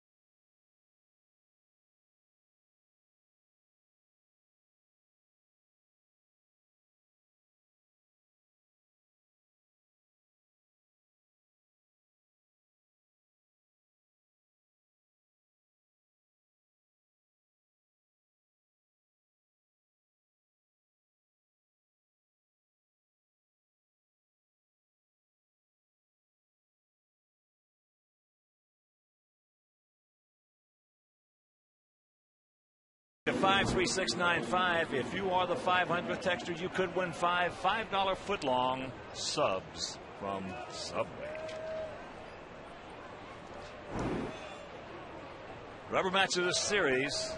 Sox took the opener 4-1. Then last night 12-0 Tampa Bay. And they lead it here 3-2. Pena, Upton, and Burrell. It's the 96th pitch. Thrown by Peavy. Pena now 1 for 1. He's walked twice, once with the bases loaded. Well, unfortunately, Jake gets a slider, but he gets it down, which is, to Pena, a very bad pitch. He crushes this ball. Fortunately, he didn't get it up. He hit that as hard as you can hit one.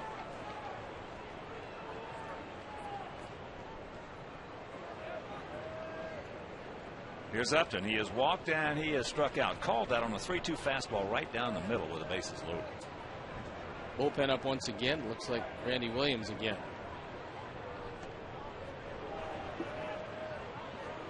You're not going to be able to make that bunt by pulling that bat back into the middle of your body. You can get hit in the chest, but you're not going to make a good bunt. He had a good chance to get hit right there. Boy, that was the get off me ball bunt.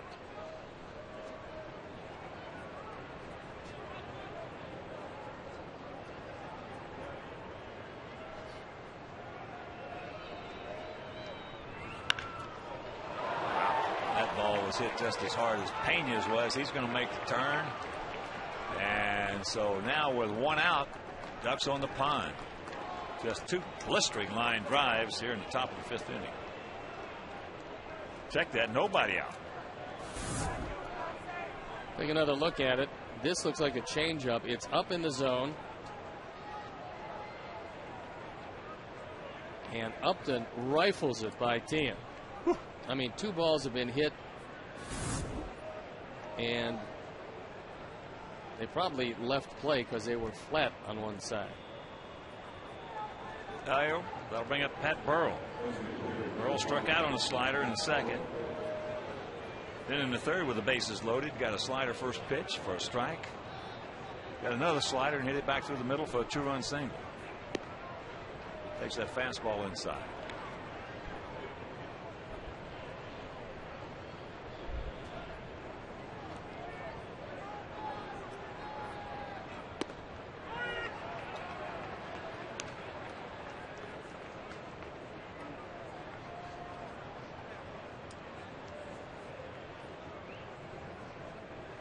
One.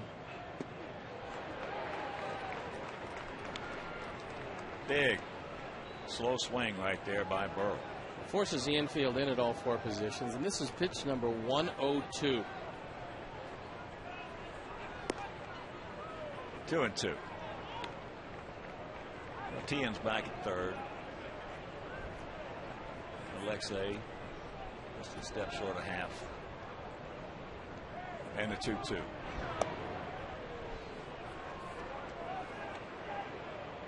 Jaso on deck. It's 2 left-handers back-to-back with Jaso and Brignac. So if Jake doesn't get Burrell, could be the swan song. That is the 7th walk issued by Peavy. And once again, bases loaded, nobody out.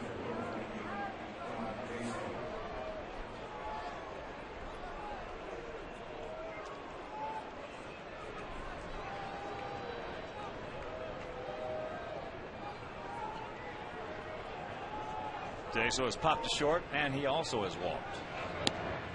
Takes a strike.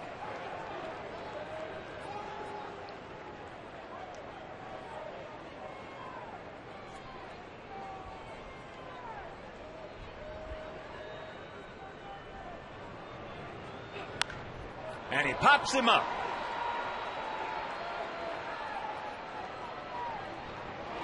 Infield fly rule is called. Middle of the diamond, 1 out. Now you're a ground ball double play away from getting out of a tremendous jam.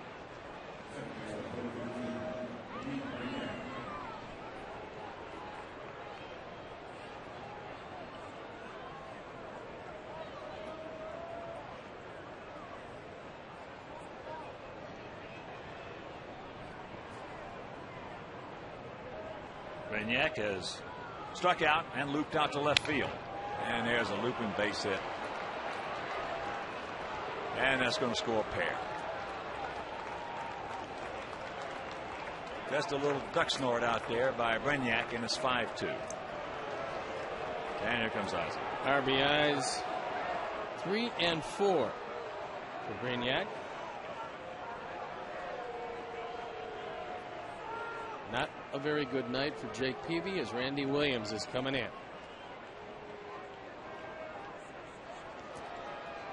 All right, so Jake will depart, and we'll be back.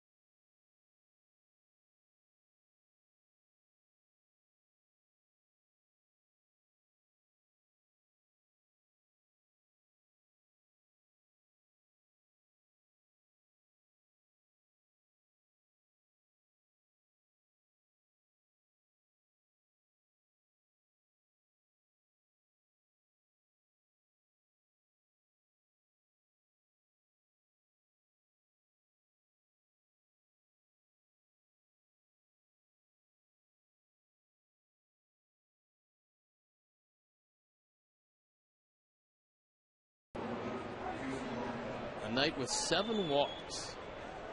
So Randy Williams comes into the game. 0-1 ERA, 284 on for the 9th time. Been the busiest man out of the bullpen on the entire staff. And he's got the top of the order, Jason Bartlett. Pops him up first pitch. That's playable. Kotsay coming on. And that's out number 2.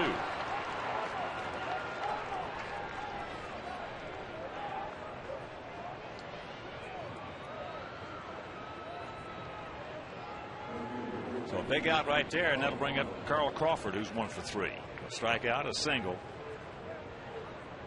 He also scored in the 3rd, and then he grounded to second in the 4th.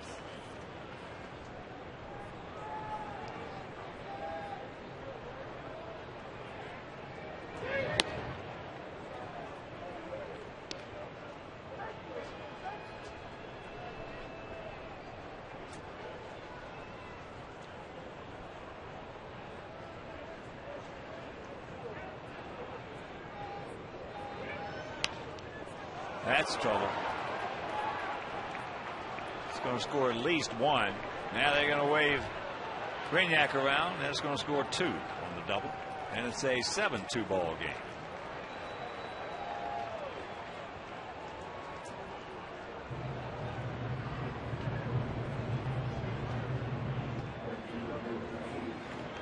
Closes the book on Jake Peavy at 4 1/3 innings. 7 runs, 7 hits, 7 walks, 5 strikeouts. And the 2 men on base charged to Peavy after this opposite field double by Carl Crawford.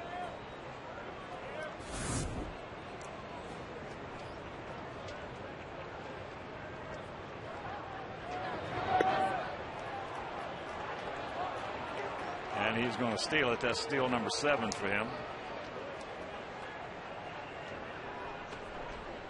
I just got to remember, this guy is in his contract year. And he's going to steal every time he has a chance.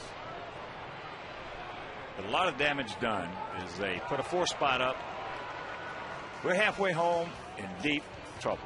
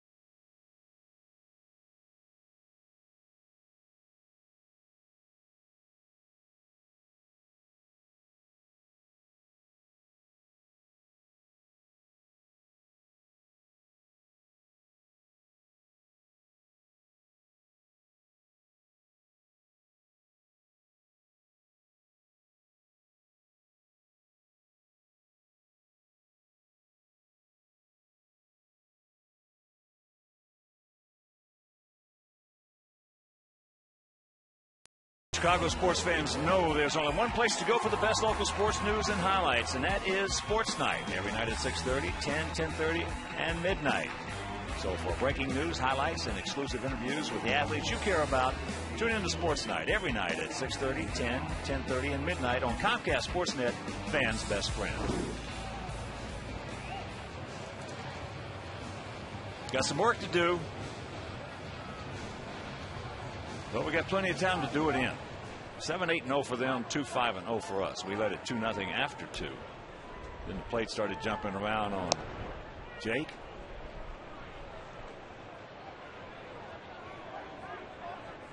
Started walking some guys, and some of them came around to score.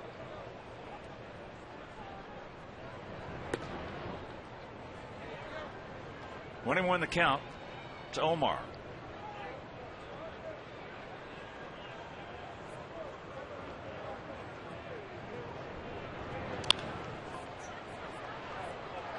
Could not make the play on the backhand. It came up on him just a little bit. That should be the base hit.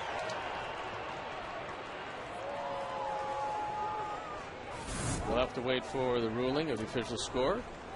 Well, if he doesn't give him a base hit on that, he gave him an error on that? You got to be kidding me. Going that hard to his right. Ball comes up. No, that's wrong. Well, it also might open the door. Here's Andrew. A walk.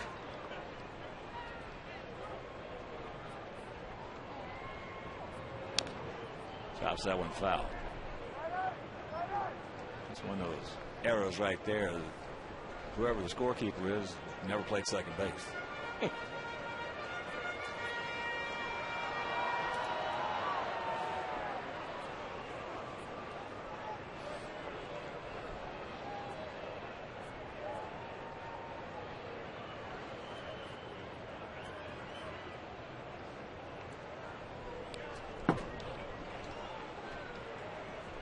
Cutter, slider, and the count 0-2.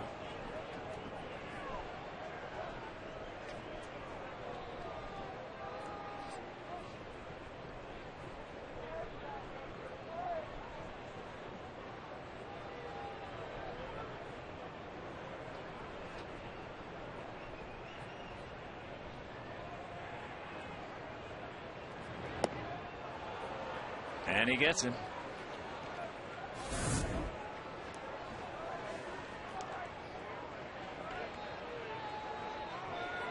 See that ball come up on him, going hard to his right, bent over. Well, if he makes the play and stops, he can throw him out. Yes. but should have been a hit. That's the first strikeout for James Shields. And here is Konerko. And it's booted by Longoria. Wow. So he picks up his third error of the season.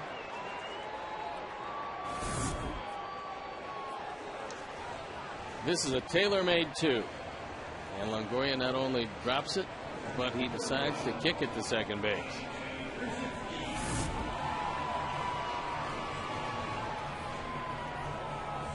It's the 10th error of the year for this Tampa Bay team.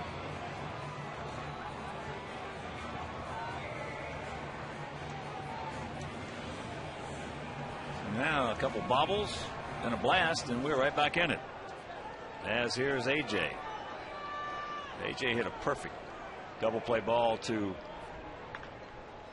Bartlett at short back in the first inning. That's how we scored the run then. He booted it, got to force at second.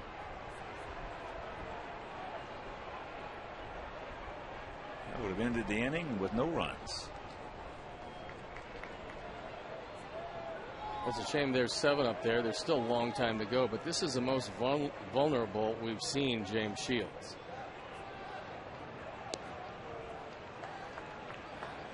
In a long time it is. Yeah, he doesn't have real good stuff himself this evening. No, we caught him one time down in Tampa Bay that he was a little shaky. But not as shaky as he's been tonight. Well, this inning is not of his making. But just the whole game tonight, he just hasn't been able to spot his pitches. And let's see if the Sox can take advantage of very generous Ray infield. That's softly hit. Miss him. Have to get AJ. Brignac was trying to sell it, but Joe West on the call says he didn't get him.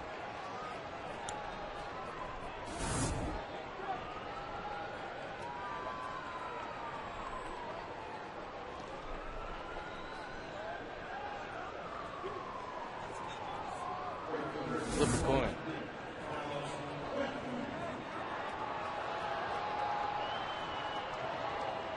Cheers. Stone Pony's picked a click. Quentin has walked and hit into a 6-4 fielder's choice. Ducks on the pond with 2 down. Curveball strike.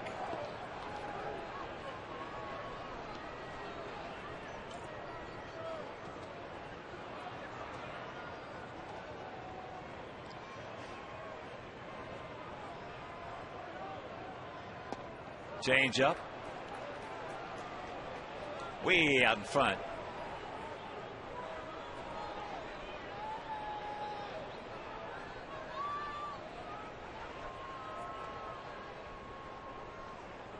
And he's in the deep hole.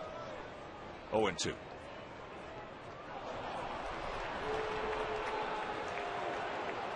We have a mild threat. Can't do anything with it. Into the 6th, trailing by 5.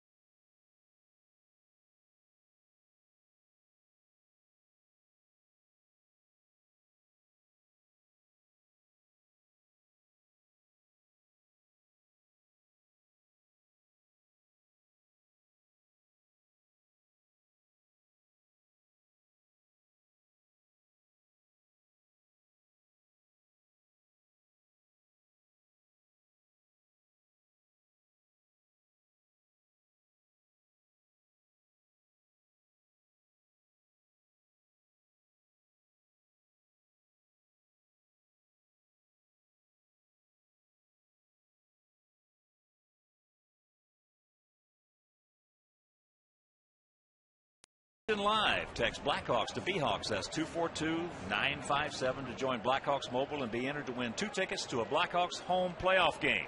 No purchase necessary. Message and data rates apply.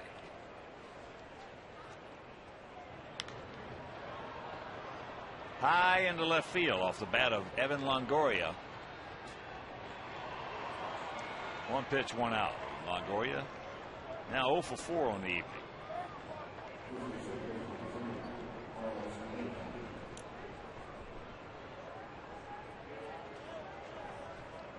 Seven-2 bad guys here in the 6th.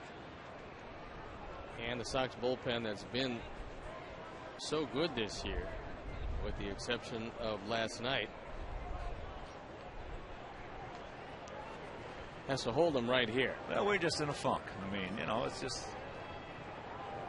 you've seen it many times in your career. A good ball club comes out and gets off to a terrible start. I've seen it many times in my 51 years. And there's just no definitive routes to take. There's a lot of theories and a lot of possibilities, a ton of roads, but none definitive. Well, if anybody could figure out how to get a hitter out of a slump, a pitcher out of a slump, or a team collectively out of a slump, they wouldn't have to be working anymore. Well, you wouldn't have to buy any lottery tickets. Speaking of that, did you win? Somebody did. Yes, I know. Are you looking at me? Somebody won the Powerball. Yeah, they won 252. Mega Million tomorrow night. I had 3 numbers.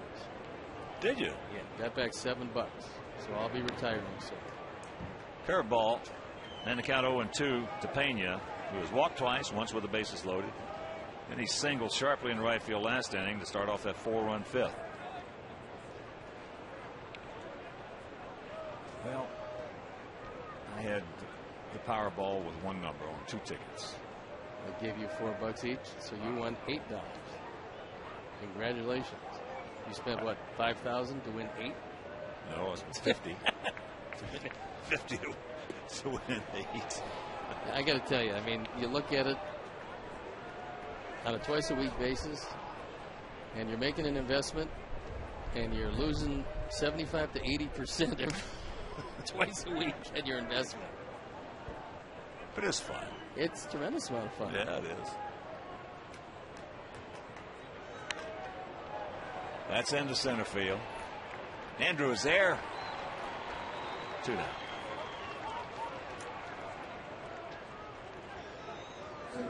There was one lottery, I don't know, about 7 or 8 years ago. Maybe 5 or 6 years ago. It was worth like $62 million or something. I had 4 numbers. It was a 6-number lottery. I had 4 numbers, and I missed the other 2. I missed one by 1 and the other by 3.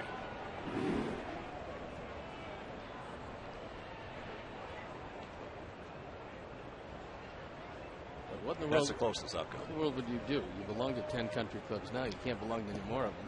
Well, I told you, when you marry a Greek, I had no choice anyway. I wouldn't do anything. She'd wouldn't change a thing. She'd slip you $50 and say, yeah, that's what she usually does. Rest for the grandkids. Here's your getaway money. Breaking ball to shortstop. And a 1-2-3 inning. His first 1-2-3 inning that our pitchers have had tonight.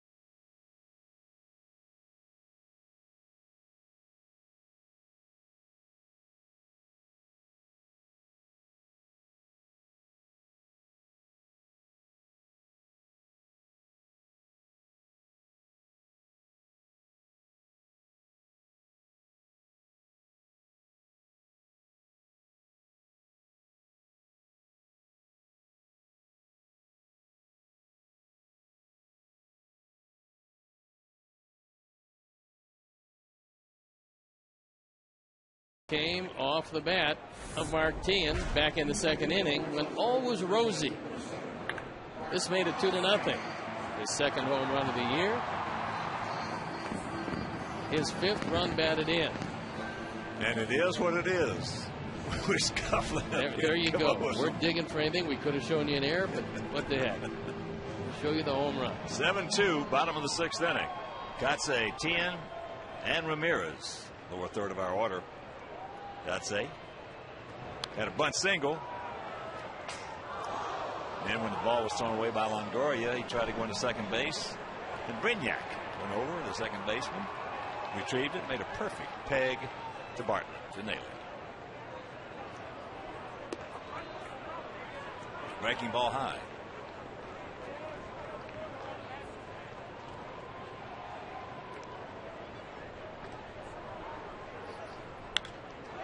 The ball hit high into right center field. Deep. And Zobrist goes over. Unfortunately, that ball just stayed up a long time. Allowed Zobrist to run it down. Mark hit it hard. A little too much height. That looked like a straight change that Shields got up. Almost paid the price for it. Tell you what, the more you see Zobrist play, the more you like it. We can play anywhere. Anywhere. That's the good thing about it. I was talking to Dwayne Stats earlier. Well, yesterday we were chatting with him, and the outstanding announcer for Tampa Bay. And I asked him, I said, can Zobrist play second base? He said, oh, yeah. I said, he's a good second baseman. So you got an all-purpose player there. Wayne was long ago a partner of mine. Good guy. Good and terrific announcer. A great voice. He's had a wonderful career, 30-plus years broadcasting. At 34, he said. It's pretty good. And that's how to play left side. There's a look at Dwayne. The pride of Wood River, Illinois. Yeah, he's working with Brian Anderson, former Southpaw.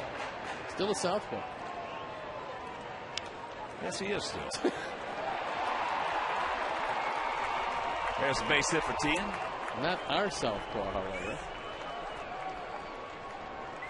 Anderson was a pretty good pitcher. I liked Anderson. He got it. He threw it. He wasn't afraid. He threw strikes. And was not overpowering, just around the plate with most everything.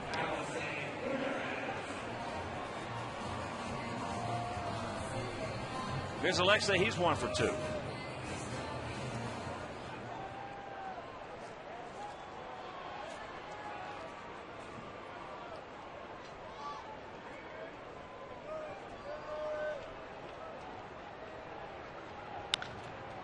Down to Longoria, and they'll turn it around the horn.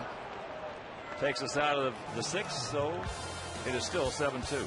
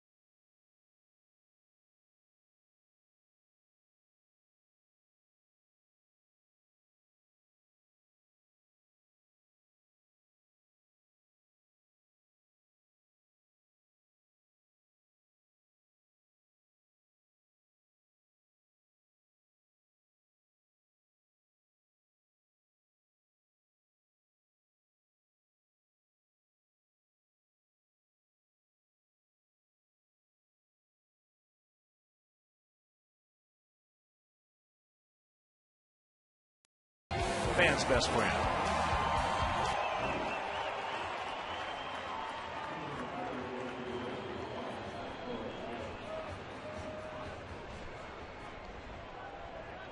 Burrell, Jaso, and Brignac.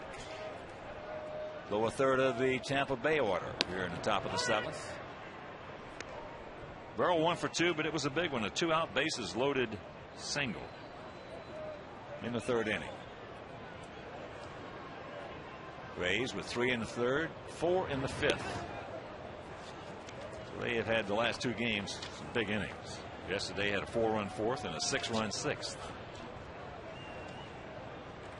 And they really haven't done it with their biggest weapon. That's their speed. And that normally is what they'll use to help beat you into submission. But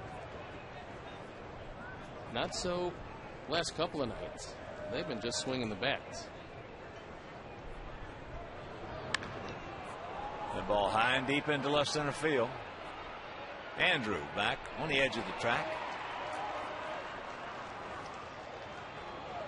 Support your Chicago White Sox by becoming a season ticket holder. The White Sox Aussie plan features 13 games, including Cubs Series tickets, leaving the rest up to you. Prices vary depending on selected seat category and game choices. For details, visit whitesox.com or call 312-674-1000. John Jaso, he's 0 for 2. Takes a sweeper outside. Bottom of the 8th in New York. That's leading the Cubs 4-2. Texas shuts out Boston 3-0. Earlier today, Cleveland beat the Twinkies 8-1 at Target Field. Milwaukee, they beat Pittsburgh 20-0.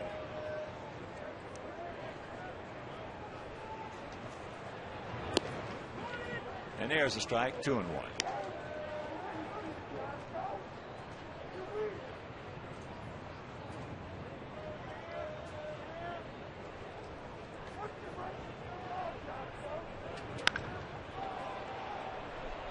That's deep into center field. Very graceful. Andrew Jones. He still glides under the ball. A lot of years, but still 32 years old.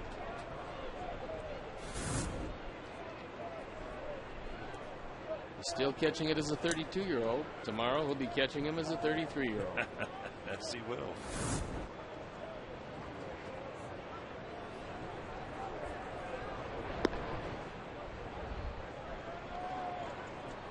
A 10 Gold Gloves.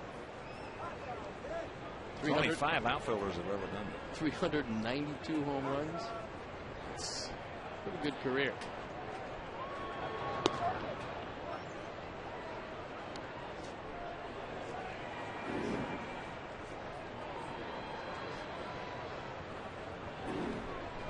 Well, again, with Bobby Cox, which I have not seen Andrew Jones play that much at all, except watching him years and years on the highlight films.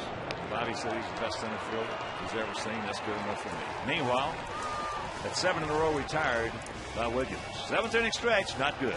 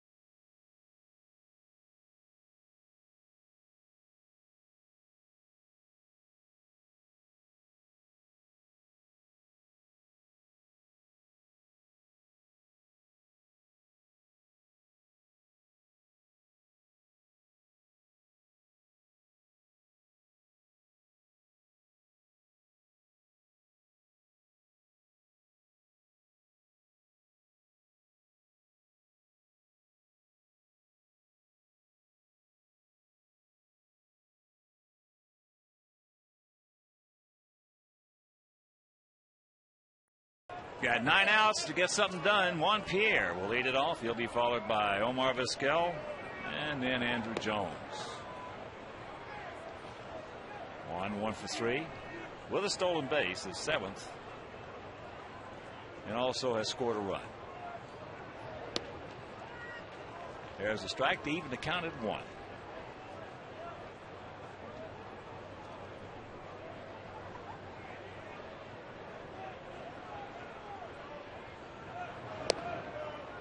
Good check. 2 balls and a strike.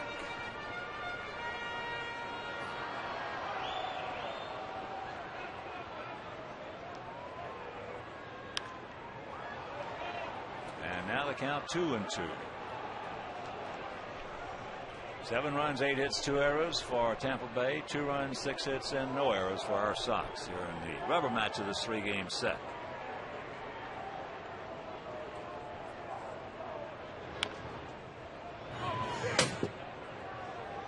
If he's not leading the league in foul balls, he's got to be close. Well, that's one of the things he gives you. He doesn't walk a lot. That's always been the case. But he does give you long at bats.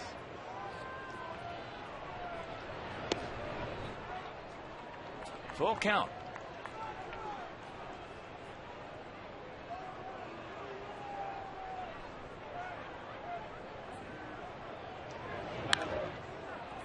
And that is just foul. Well, we touched on it the other day. Just watching him throughout spring training and now first few weeks of the season, especially when the club is going bad. You can really, there's certain areas you can learn a lot about a guy. You can learn a lot about a guy playing cards with him, playing golf with him, traveling with him. When a club is going bad, when they're going good. Juan Pierre is a pro. He is a real pro as that ball hit pretty well into center field. 1 out.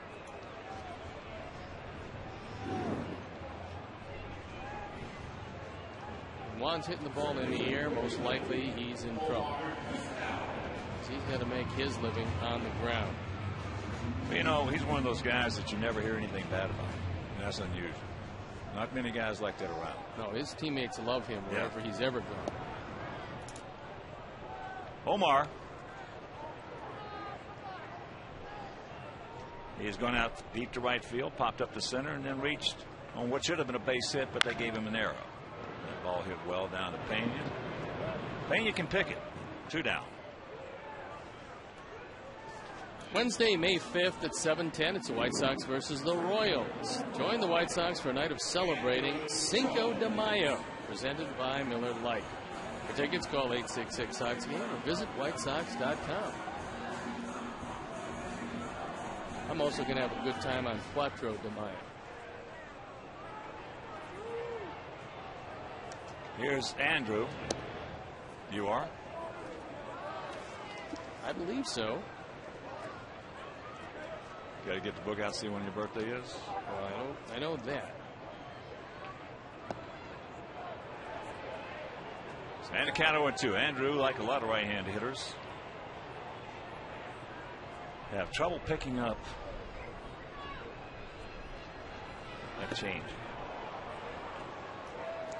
1-2-3 inning. That's his first 1-2-3 inning, and we're into the 8th.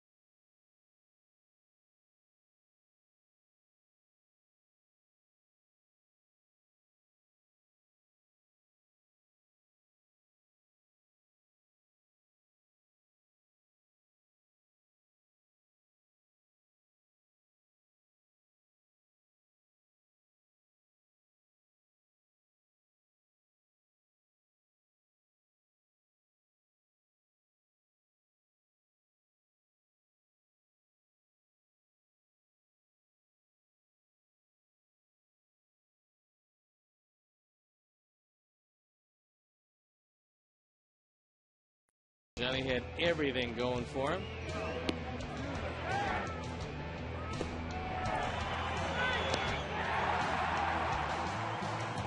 In line to have a big year.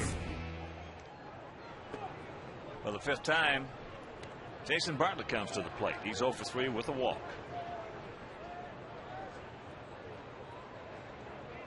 Outfield there, straight up, spread out.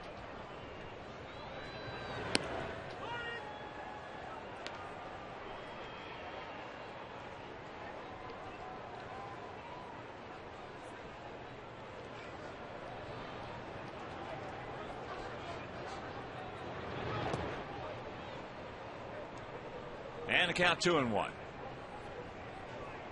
Sox with 1 in the 1st, 1 in the 2nd. Tampa Bay 3 in the 3rd, 4 in the 5th. Just joining us.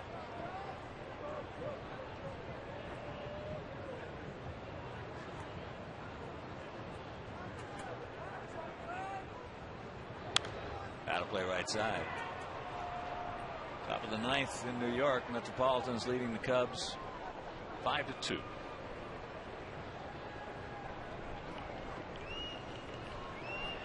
It was Johan Santana that started that one for the Mets.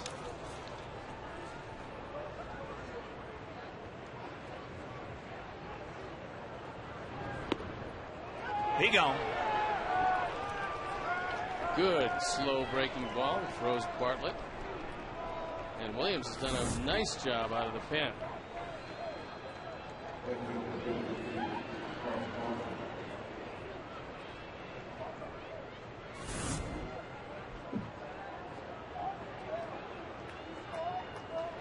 So here's Crawford. He's 2 for 4. Takes a strike. 2-run double in the 5th inning. Also singled and scored in the 3rd. So Crawford hitting at .339 as he stands up to that dish. Also picked up a stolen base. His 7th and 8 attempts this year. As I mentioned, there's another curveball. That one didn't get the strike. But when you get a guy in his contract season with speed like that, if he picks up, well, he had 60 last year. If he steals 60 or 70 this year, hits 300, he's going to get just a monster deal. Well, quite obviously, Yankees can't comment on it, but privately, there's some folks who think that he fits very nicely into their left field.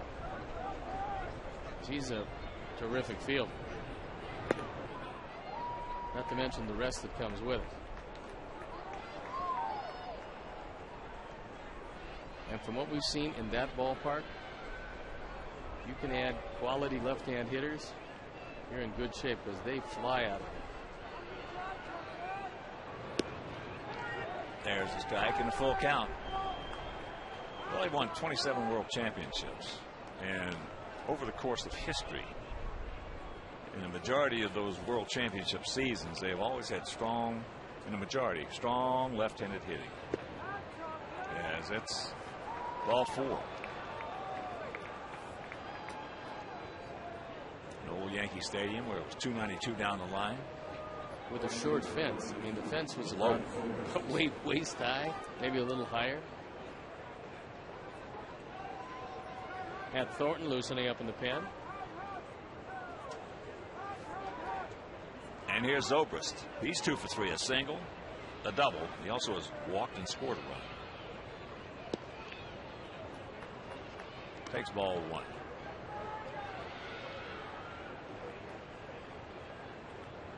Bottom of the 1st with the Big A in Anaheim. Tigers leading the Angels 2-0. Verlander on the bump for Detroit.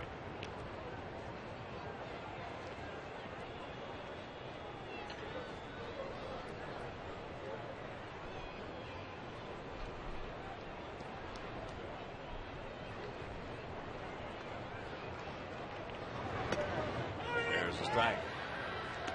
Be able to listen to a lot of that game going home. Always seems like a little bit longer drive after you wind up getting beaten here. Well, like last night, for me, that phone probably, as that ball hit into right center field, that's going to split them.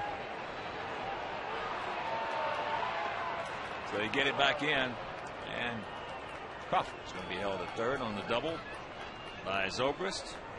The second double, third hit of the evening. Enjoy a day at U.S. Cellular Field with family and friends. Tickets for the Chicago White Sox 2010 season are now on sale. For tickets, visit www.whitesox.com or call 866-SOX-GAME. So they're going to put Longoria on to get to Pena.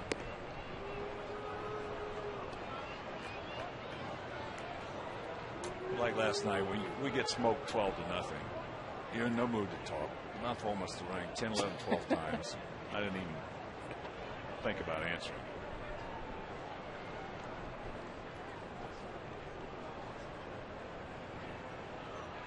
Well, you got but on the other side of the page, time. when we won the first game here. Danks was outstanding. I leave the parking lot on my 100-mile commute down to Granger. First thing you know, I'm pulling in my driveway. Listen to baseball all the way. Yeah, and thinking about the great outing that Johnny had. He was very good in the opening game of that series.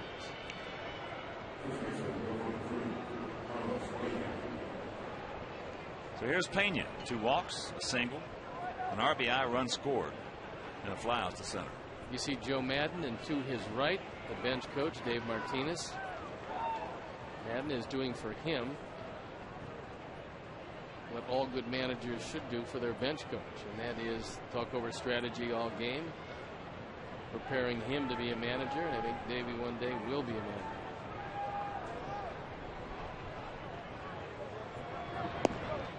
Talked to Joe about rules, and he said, I hate rules. I have one rule. My players know I have one rule. That's it.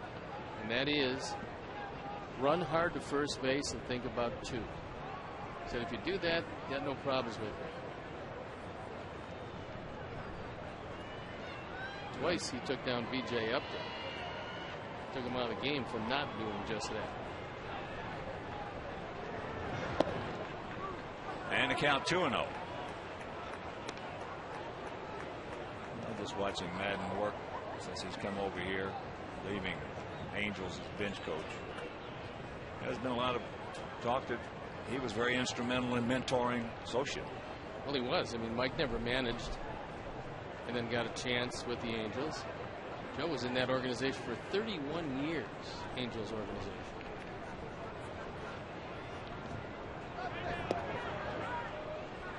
And the count 3-0. Sometimes all good baseball men need is an opportunity.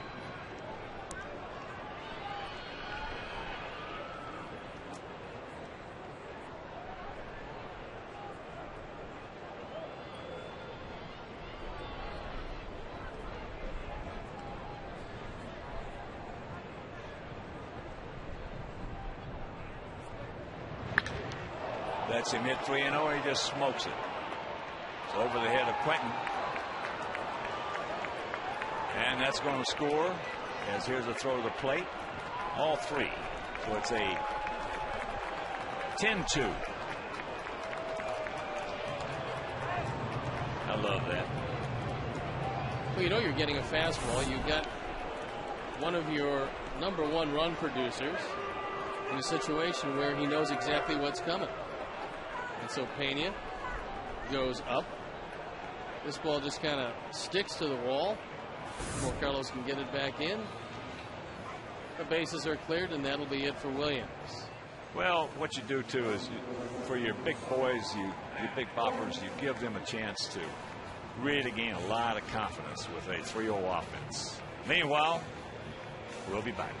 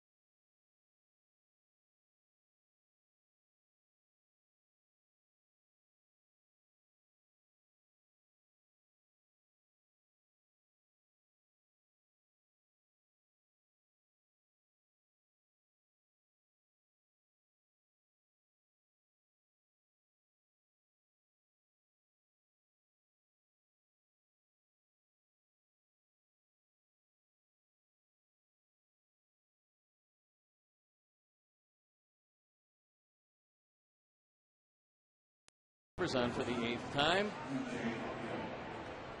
Going to try to handle the right-handers, Upton and Burrell. 1 out. Pena at second.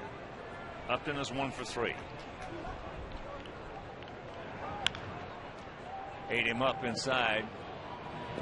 Low throw. Nice pick by Kotsay. Beautiful play by Kotsay.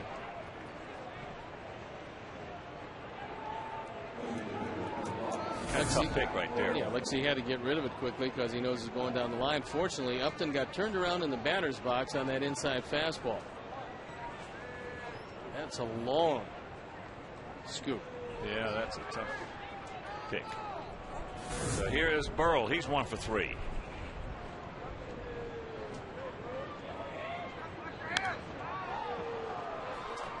Big 2 out, 2-run single in the 3rd inning. 10-10-2 for them, 2-6-0 for us.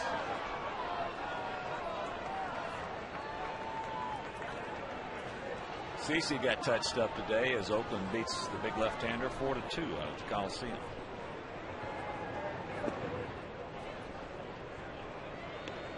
Kurt Suzuki got him. Kurt Suzuki is a tremendous player. He's one of the best players that you really never hear of because he plays in Oakland. He's a good player. Tremendous worker, great catcher, and he's becoming a better hitter with every passing year.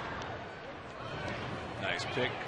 Made his own hop there. Now another low throw and another nice pick by Kotsay, who saved a couple of errors right there. Meanwhile, they come up with 3 on the 3-0 count. Madden lets Pena hit away with the bases loaded.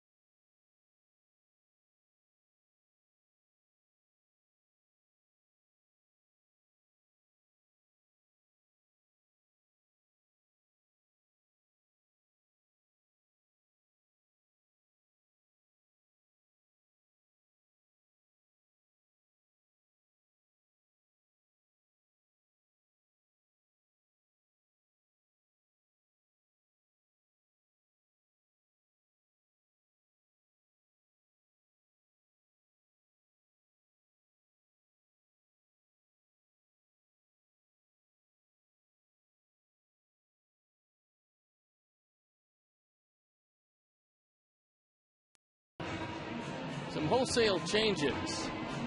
It's Gabe Kapler goes into left field. Reed Brignac moves over to shortstop from second. Sean Rodriguez, who played second and center field last night, checks in at second. And Lance Cormier comes into the game. So despite not having his great stuff, Shields able to get through 7 innings, and Cormier doing a nice job out of the pen, on for the 6th time. 2-0, 2.70 ERA. Now Shields just worked his behind off. That was what you call a workmanlike journeyman outing right there. We let him off the hook in the first. Struggled with his control virtually the whole time. Only had 1-1-2-3 inning. That was last inning. But good pitchers do that. And here's Konerko.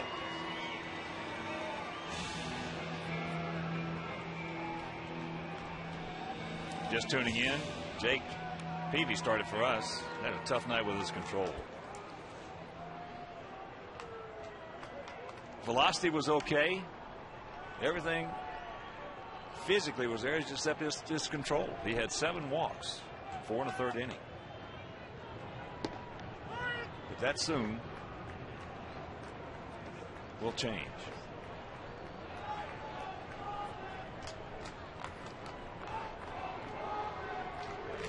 Paulie's 1 for 3.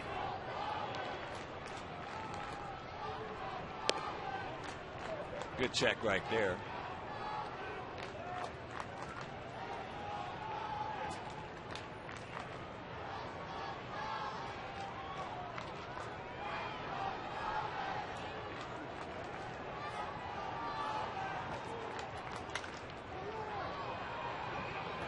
Pena with a perfect lead.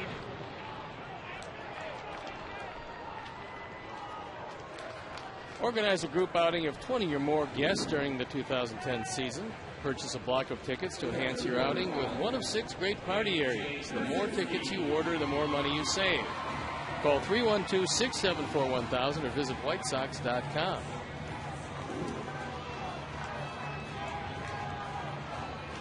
Here's AJ. He's 0 for 2. Pena plays way off the line with right-hand hitters up, not so with left-handers, but normally I think Paul thought that should have shot into right field. Well, Pena's right there at the top as far as defensive first baseman, always has been. For some reason he had a tough year last year, but he's always played very well in any time we've seen him. Yeah, he's been one of the better ones. Sergio Santos will come into this one.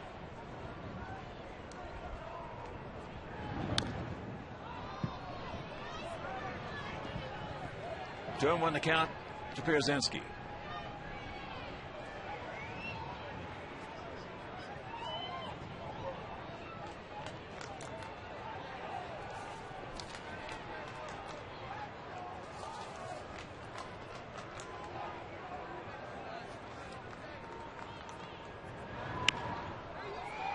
Jams himself. 2 down. There's their closer. Getting Soriano from the Braves was one of the keys to this year.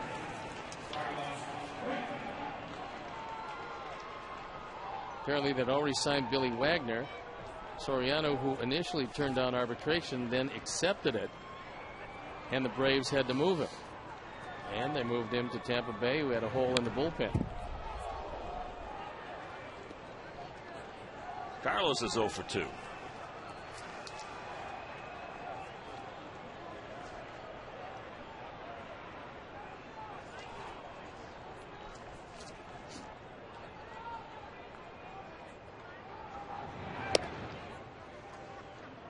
Lays off a tough pitch by Cormier. Just joining us, Sox led it 2-0 after 2. Scored a run in the first and a home run by Tien in the second.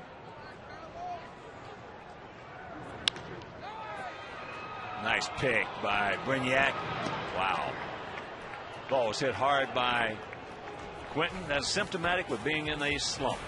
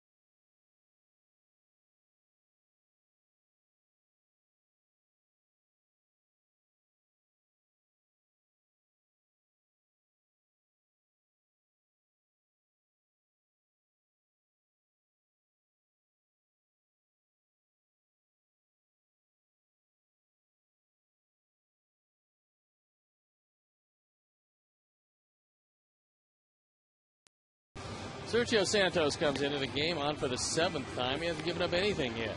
6 innings, 9 strikeouts, 2 walks, 1 hit, no run.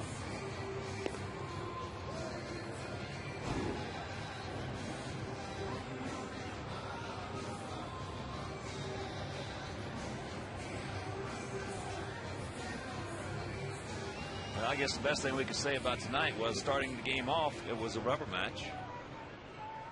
And it looked bright starting it off. 2-0 after 2.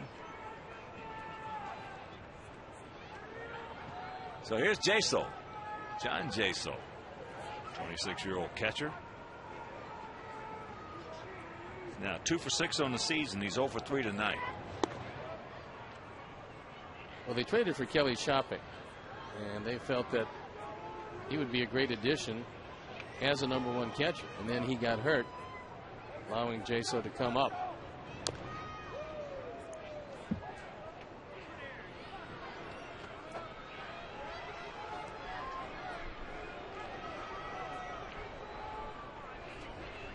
One and one to count. Only with a 1 home run in this ball game. If you're just tuning in, that was by Mark Tian, as there's a flipper out there into left field. So the leadoff man aboard.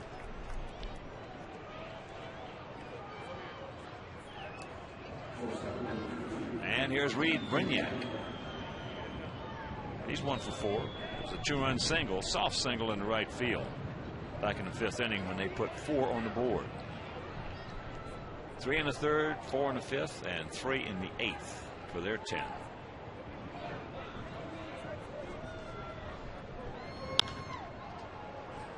Another flipper out there. Pierre's coming on to make the catch. 1 down.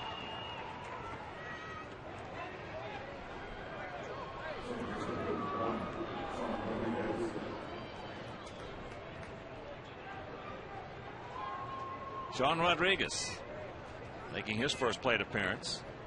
Bartlett was 0 for 4 tonight, Jason. 3 hits last evening.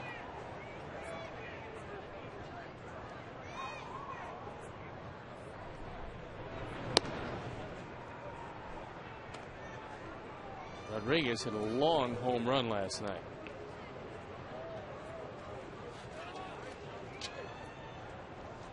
They had 3 hits. RBI single, also a double. And he's got a 2-0 count.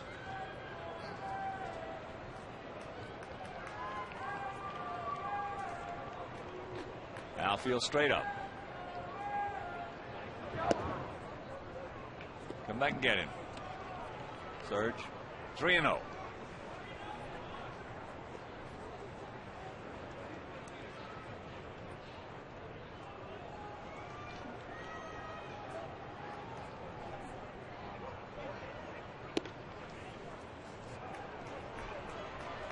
So the walk, and that is the 10th walk issued by Sox pitching tonight. Jake had 7 in his 4 1/3. Williams 2. And now Santos 1.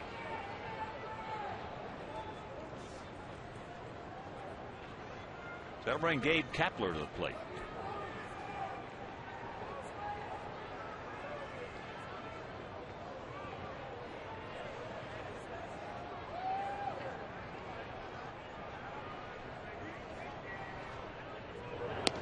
There's a strike.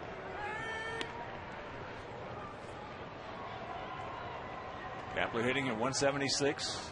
No homers, a couple of RBIs. 34-year-old veteran.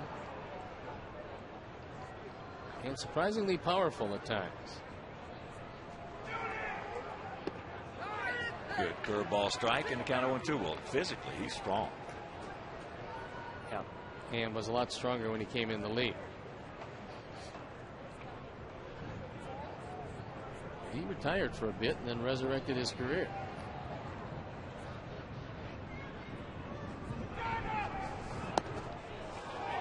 Close, didn't get it. That was a pretty good pitch.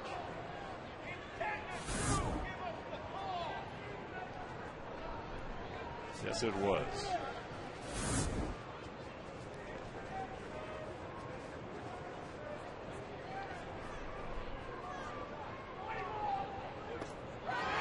He gone.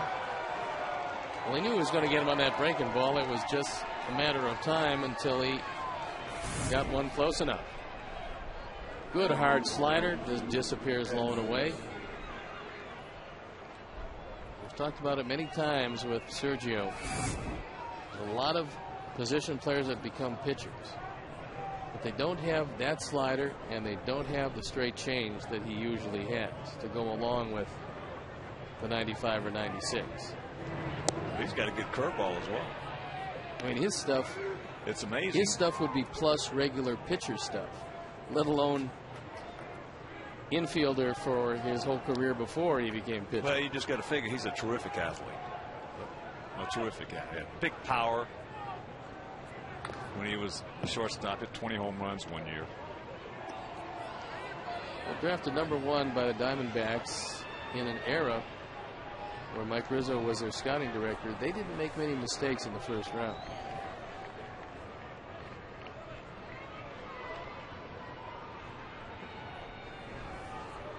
Zobers 3 for 4, couple doubles, couple runs scored, and the count 1-2. Yeah, but you don't see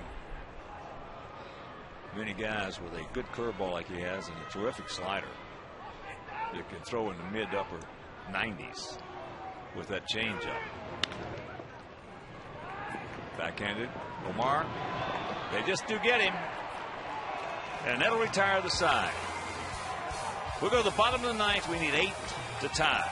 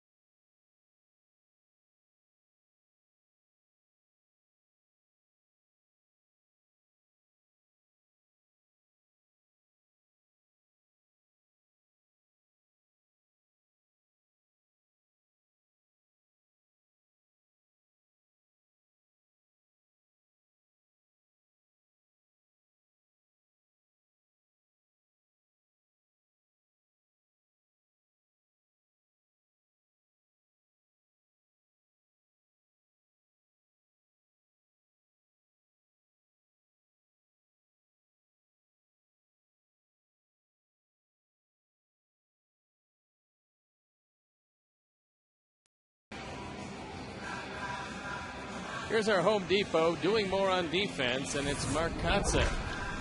He saved a couple of errors in the same inning. First, Alexei throws it in the dirt. The good scoop gets him out.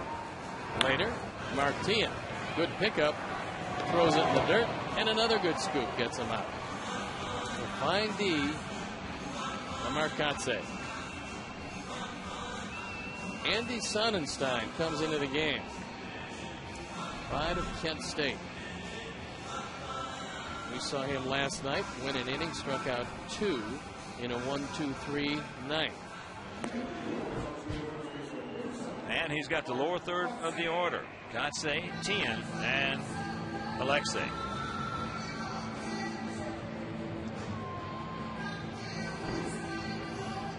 Got the Mariners coming to town tomorrow for that weekend series.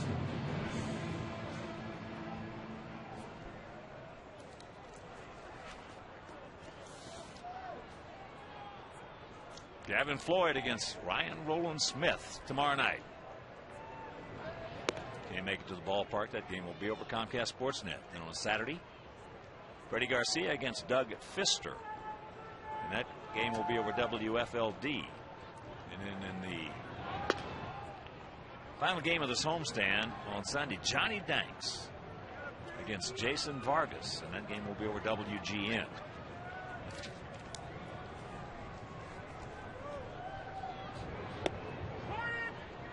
There's a strike, so the count 2-1. Sonnenstein, 27 years old, 6'3", 190 pounds. St. Petersburg, where he resides now.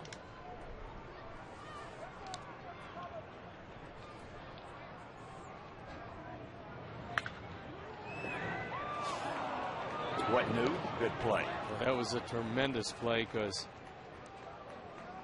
all Marcotte can do is grin ironically to himself. When you hit the ball that hard, you like to see it get to the outfield. But Pena gets it. Sonnenstein is right there, and it's a 3-1 put-up. Well, he's a terrific first baseman. There's no question about that. And even terrific first baseman. Occasionally we'll have an off season. Defensively, yes. Here's Tien. He's 2 for 3.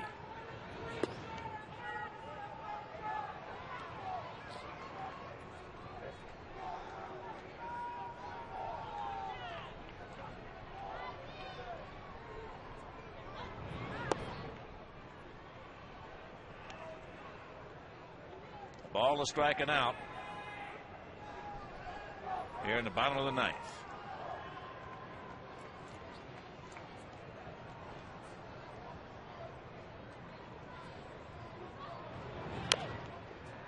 And that's chop foul.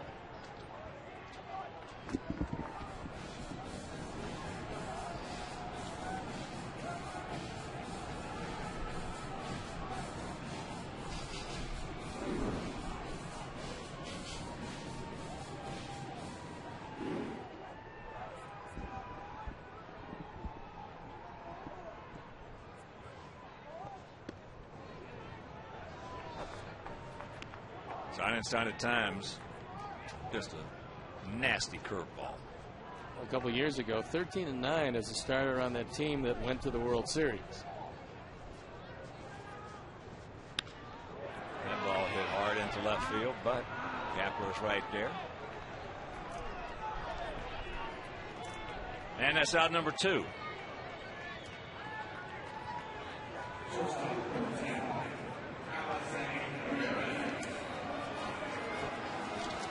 So here's Alexei.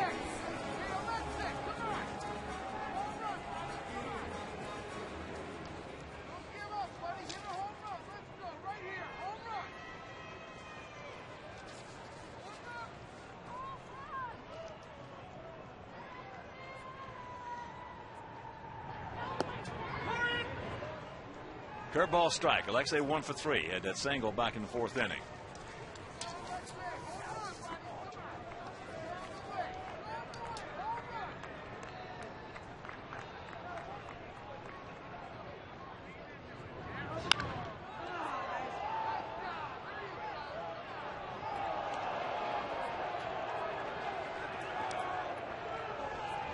Well, the ball guy's even having a tough night.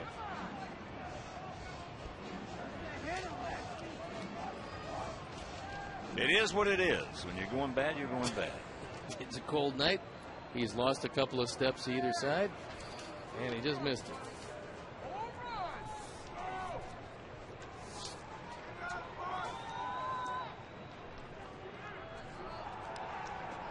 Oh, 0-2 with 2 out. We're down to our last bullet.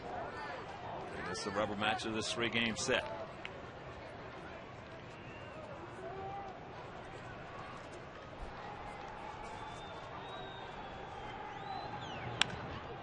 And this will do it. When that ball comes down, this game is over. So for the second night in a row, they get double digits in runs. But the story of this game tonight, for me, Steve, is the fact that Jake Peavy had good velocity tonight, occasional good slider. It was just his control. It was way out. No, I think that he struggled with finding one pitch that he could consistently get over the plate. He couldn't do that and wound up with a pack of 7. 7 runs, 7 hits, 7 walks. That's not going to get the job done, not against that pitcher and that baseball team. And let's check out our GMC player of the game. It is a 28-year-old right-hander, James Shields, who did not have his good stuff tonight, or his good control. We let him off the hook in the first inning. He regrouped. He came back and just battled his behind off, going 7 innings, giving up just the 2 runs on 7 hits.